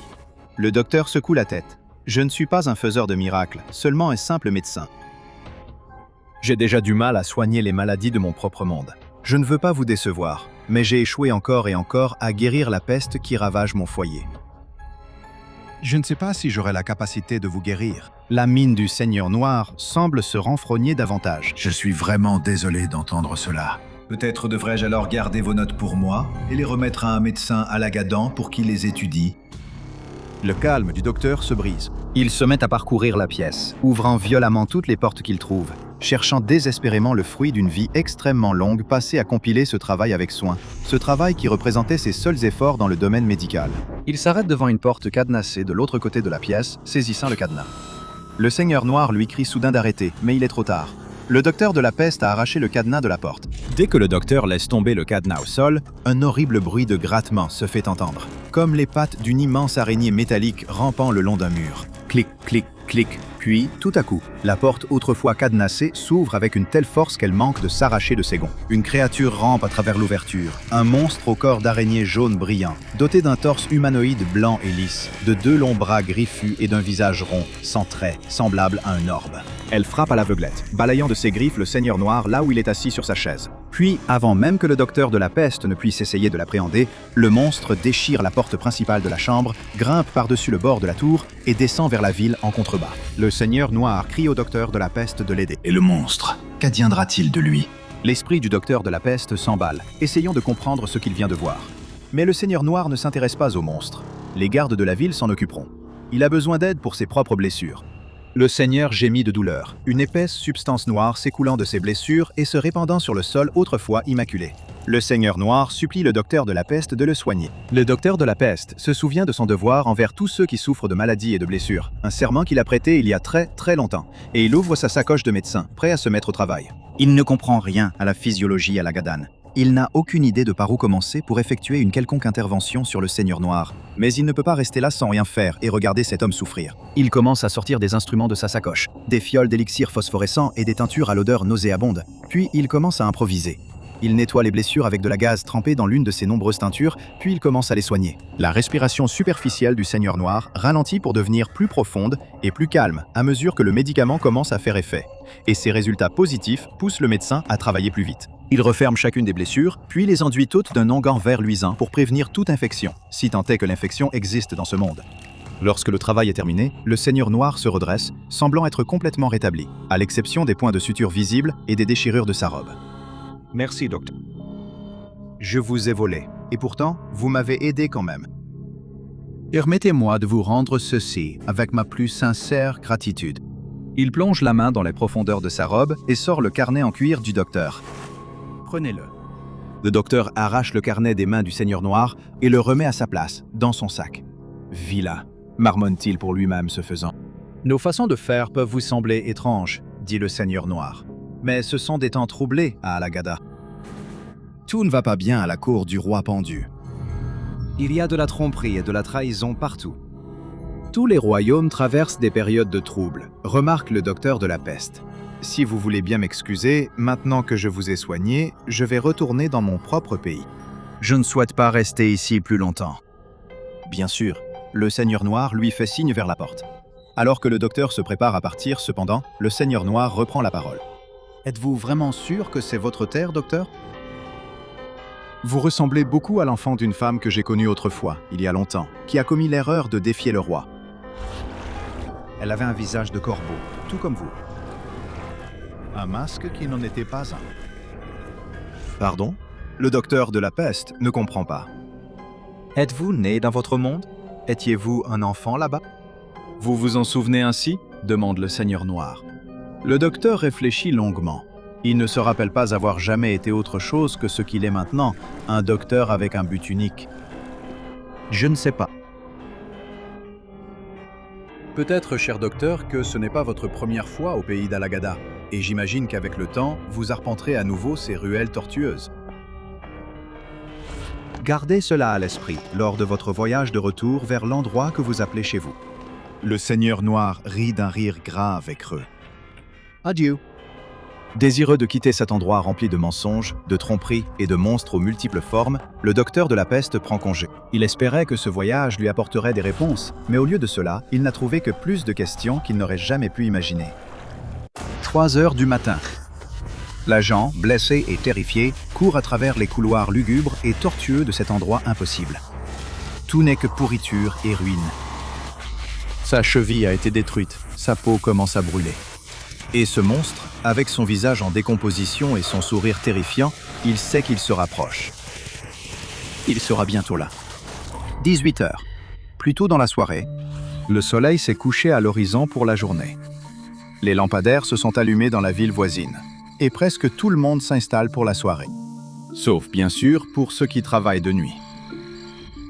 Ces travailleurs plus enclins à la vie nocturne pointent à l'usine, tiennent la caisse à la pharmacie ouverte 24 heures sur 24, et, dans le cas d'un jeune agent, travaille tard dans la nuit à la fondation SCP.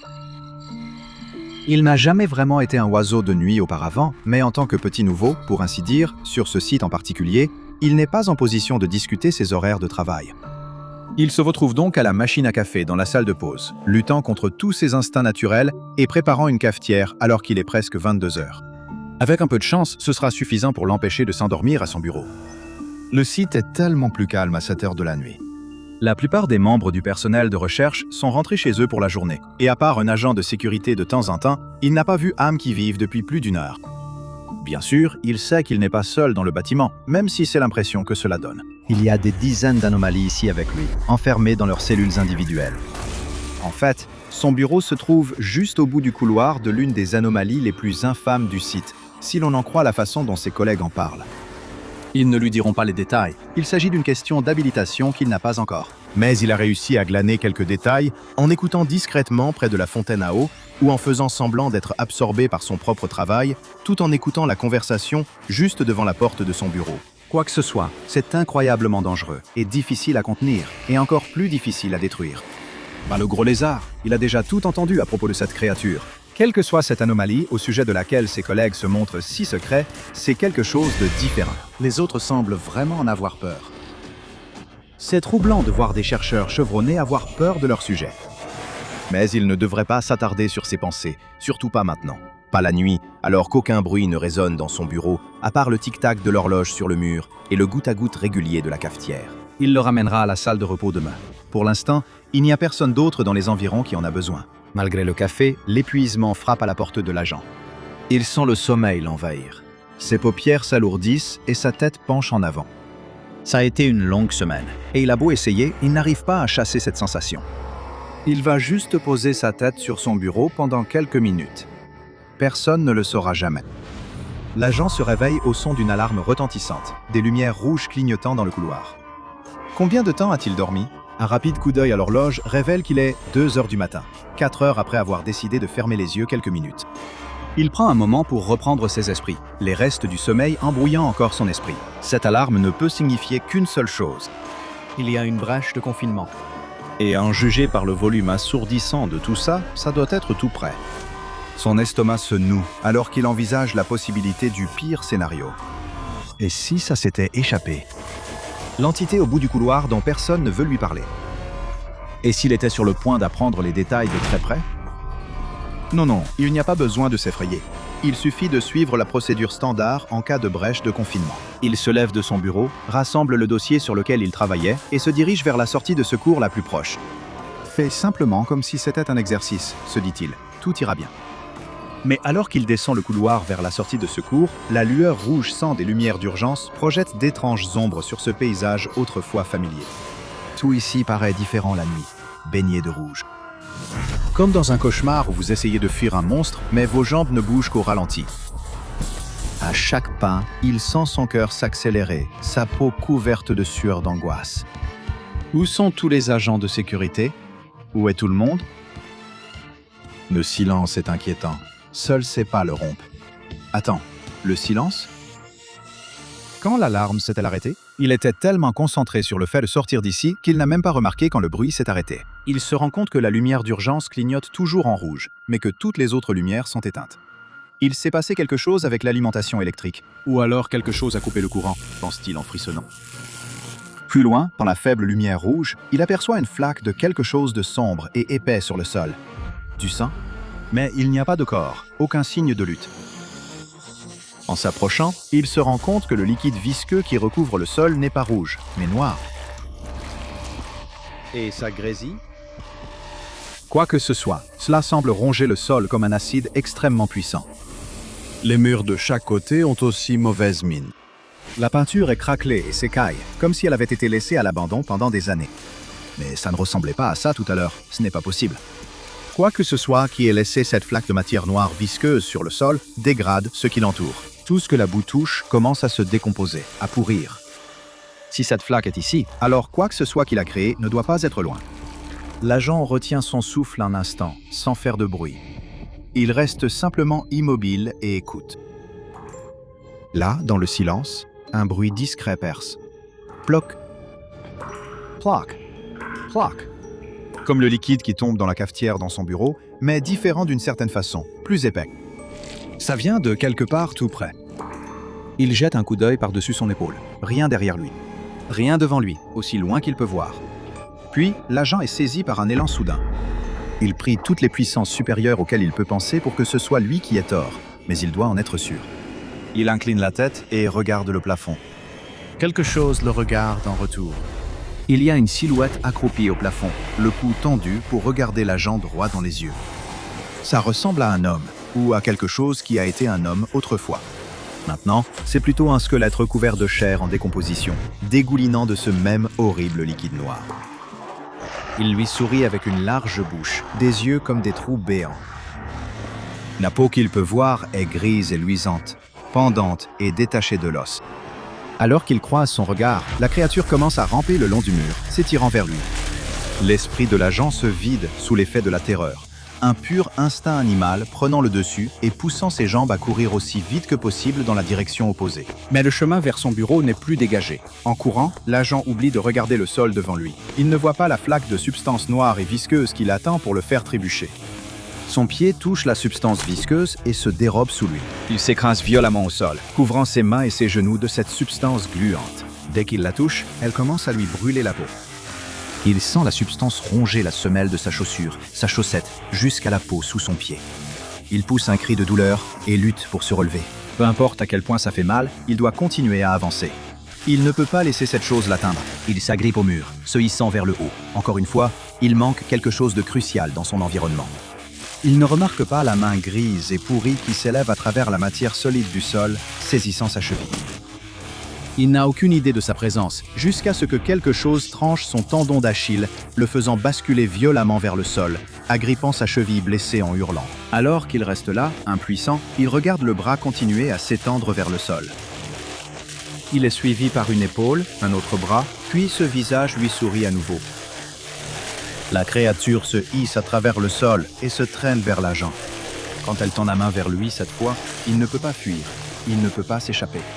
Il sent ses mains froides s'enrouler autour de ses jambes, le tirant avec une force qui devrait être impossible pour une créature d'apparence aussi décrépite. Elle le tire vers le bas, encore et encore, dans le sol, petit à petit, jusqu'à ce que tout devienne sombre. Quand l'agent se réveille à nouveau, il est allongé sur un sol froid et dur dans une pièce inconnue. Il a mal à la tête, la vue trouble, et la peau de ses mains lui donne l'impression d'être à vif. La vue lui donne la nausée, mais il n'a pas le temps de se concentrer sur ses blessures. D'abord, il doit comprendre où il se trouve et comment il est arrivé ici. La seule chose dont il se souvient, c'est de cette créature répugnante, semblable à un cadavre ambulant, qu'il a traîné dans un trou du plancher. Non, pas un trou, dans le plancher lui-même. D'une manière ou d'une autre, cette chose a réussi à le faire passer à travers la matière solide. Au début, il pensait qu'il pouvait se trouver sous le site de la fondation, dans une sorte de sous-sol caché. Mais en observant les lieux, il se rend compte qu'il n'est pas du tout près du site. C'est un endroit totalement nouveau. Cette pensée lui glace le sang. Quelle que soit la raison pour laquelle l'entité l'a amené ici, cela ne peut rien présager de bon. Mais il y a une chose positive dans la situation actuelle de l'agent. L'entité n'est pas là en ce moment. Pour l'instant, il est seul. Seul dans l'antre d'une horreur inconnue, avec sans doute des intentions malveillantes, mais seul malgré tout. Cela signifie qu'il a du temps pour planifier, du temps peut-être même pour s'échapper. L'agent vérifie ses poches, cherchant n'importe quel type d'arme. Rien là-dedans à part son téléphone et un stylo. Le téléphone n'a aucun réseau, ce qui confirme ses craintes. Il n'est pas du tout près du site. Il n'est peut-être même plus dans le même monde. Le téléphone est pratiquement inutile, et le stylo ne sert pas à grand-chose non plus, à moins qu'il ne veuille rédiger son testament avant de mourir. Non, il ne peut pas encore se résigner à ce destin.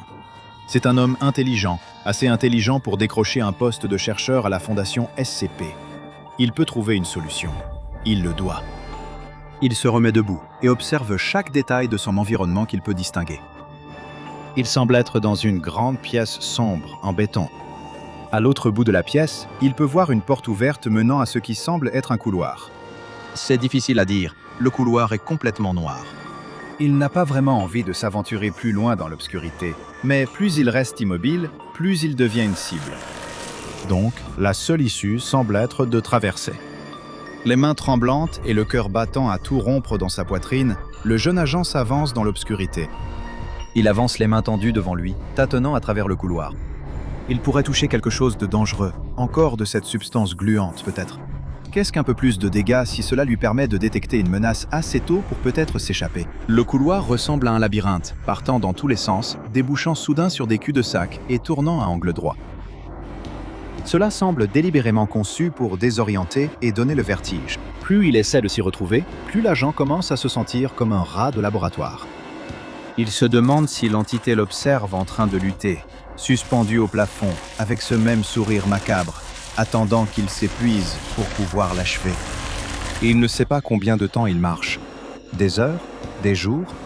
Il marche jusqu'à ce que ses pieds soient usés jusqu'à l'os, jusqu'à ce que sa tête tourne et que sa bouche soit aussi sèche que du papier de verre. Peut-être que c'est tout ce qu'il fera désormais. Juste marcher, marcher et marcher dans l'obscurité.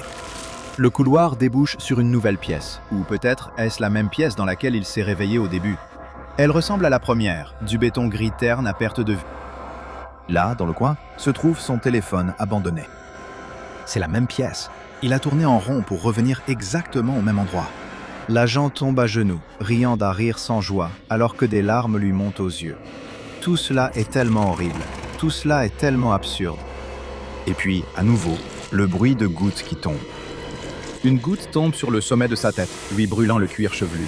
Il lève les yeux et ressent presque un soulagement en voyant le monstre le regarder d'en haut.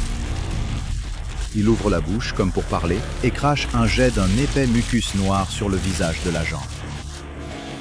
Ça brûle comme jamais auparavant. Et il porte la main à son visage pour essuyer la substance visqueuse sur sa peau, ses yeux et sa bouche. En le faisant, il sent sa peau partir avec, se détachant par poignées qui tombent lourdement et mouillées sur le sol. L'agent sent qu'il est en train de se dissoudre, alors que le liquide corrosif coule le long de son dos, sur ses épaules. Essuyer le liquide ne sert à rien pour l'arrêter, car son visage subit le même sort que ses mains. Il est en train de fondre.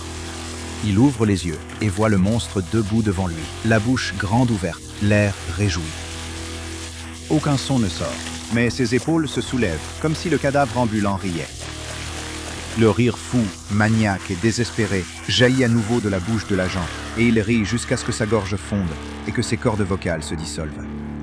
De retour à la fondation SCP, l'agent disparu est déclaré mort en service. Il ne restait de lui qu'une pile de paperasse et une flaque de substances visqueuses noires et corrosives. Tout le monde sait ce qui lui est arrivé alors qu'il était seul pendant le service de nuit. Il a été une victime de la brèche de confinement, une autre victime de l'insaisissable et terrifiant SCP-106. Le SCP-106 ressemble au corps d'un homme âgé à un stade avancé de décomposition. Les détails de son apparence varient d'une rencontre à l'autre, mais il est toujours en train de pourrir d'une manière ou d'une autre. Il n'est pas particulièrement agile ou rapide, mais agit plutôt comme un prédateur embusqué, restant immobile pendant des jours jusqu'à ce que sa proie s'approche suffisamment pour qu'il puisse l'attraper. L'une de ses méthodes préférées consiste à grimper sur une surface verticale et à rester suspendu là, la tête en bas. Lorsque la proie s'approche, SCP-106 attaque les organes vitaux, les groupes musculaires ou les tendons afin de l'incapaciter. Ensuite, il l'entraîne dans sa tanière, située dans sa dimension de poche. Ses proies préférées sont les humains âgés de 10 à 25 ans. La simple présence de SCP-106 provoque la corrosion de la matière, qu'elle soit organique ou inorganique. Tout ce qu'il touche commencera à se décomposer en quelques secondes après l'exposition, sous forme de rouille, de pourrissement, de fissuration, et surtout, la création d'une substance noire semblable à du mucus, comme celle qui recouvre le corps de SCP-106. J'ai l'estomac plutôt solide après avoir fait des recherches sur ce genre de choses pendant si longtemps, mais j'admets que les photos des effets de SCP-106 me rendent un peu nauséeux. L'effet corrosif persiste et progresse jusqu'à 6 heures après le contact, que l'anomalie soit présente ou non, et ce, malgré toute tentative d'arrêter la corrosion. Cette capacité corrosive permet à SCP-106 de traverser la matière solide, laissant derrière lui une traînée grotesque de mucus noir, semblable à celle d'un escargot. Il est également capable d'utiliser sa dimension de poche pour disparaître dans la matière solide, puis réapparaître à un autre endroit relié au point d'entrée initial. La dimension de poche elle-même se compose de couloirs et de pièces à travers lesquelles SCP-106 peut traquer ses victimes à sa guise. Il prend tellement de plaisir à la cruauté de la chasse qu'il a parfois été observé en train de relâcher ses captifs juste pour pouvoir les traquer et les capturer à nouveau. Les procédures de confinement pour SCP-106 ont subi de multiples révisions depuis que j'ai commencé à examiner le dossier. Plus la Fondation en a appris sur l'entité, plus elle a ajouté d'informations au dossier officiel. Cependant, à chaque étape du processus, l'instruction est restée inchangée. Aucune interaction physique avec SCP-106 n'est autorisée à aucun moment. Toute interaction physique demandée doit être approuvée par au moins un vote des 2/3 du commandement O5 et ne peut être entreprise que dans des sites de sécurité maximale. AR2. Après une évaluation générale du personnel non essentiel, tout le personnel sur place doit rester à au moins 60 mètres de la cellule de confinement en tout temps, sauf en cas de brèche de confinement.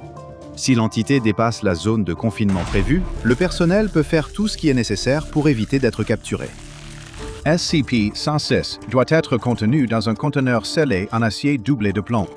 Le conteneur doit être scellé dans 40 couches de matériaux identiques, et chaque couche doit être séparée par au moins 36 cm d'espace vide.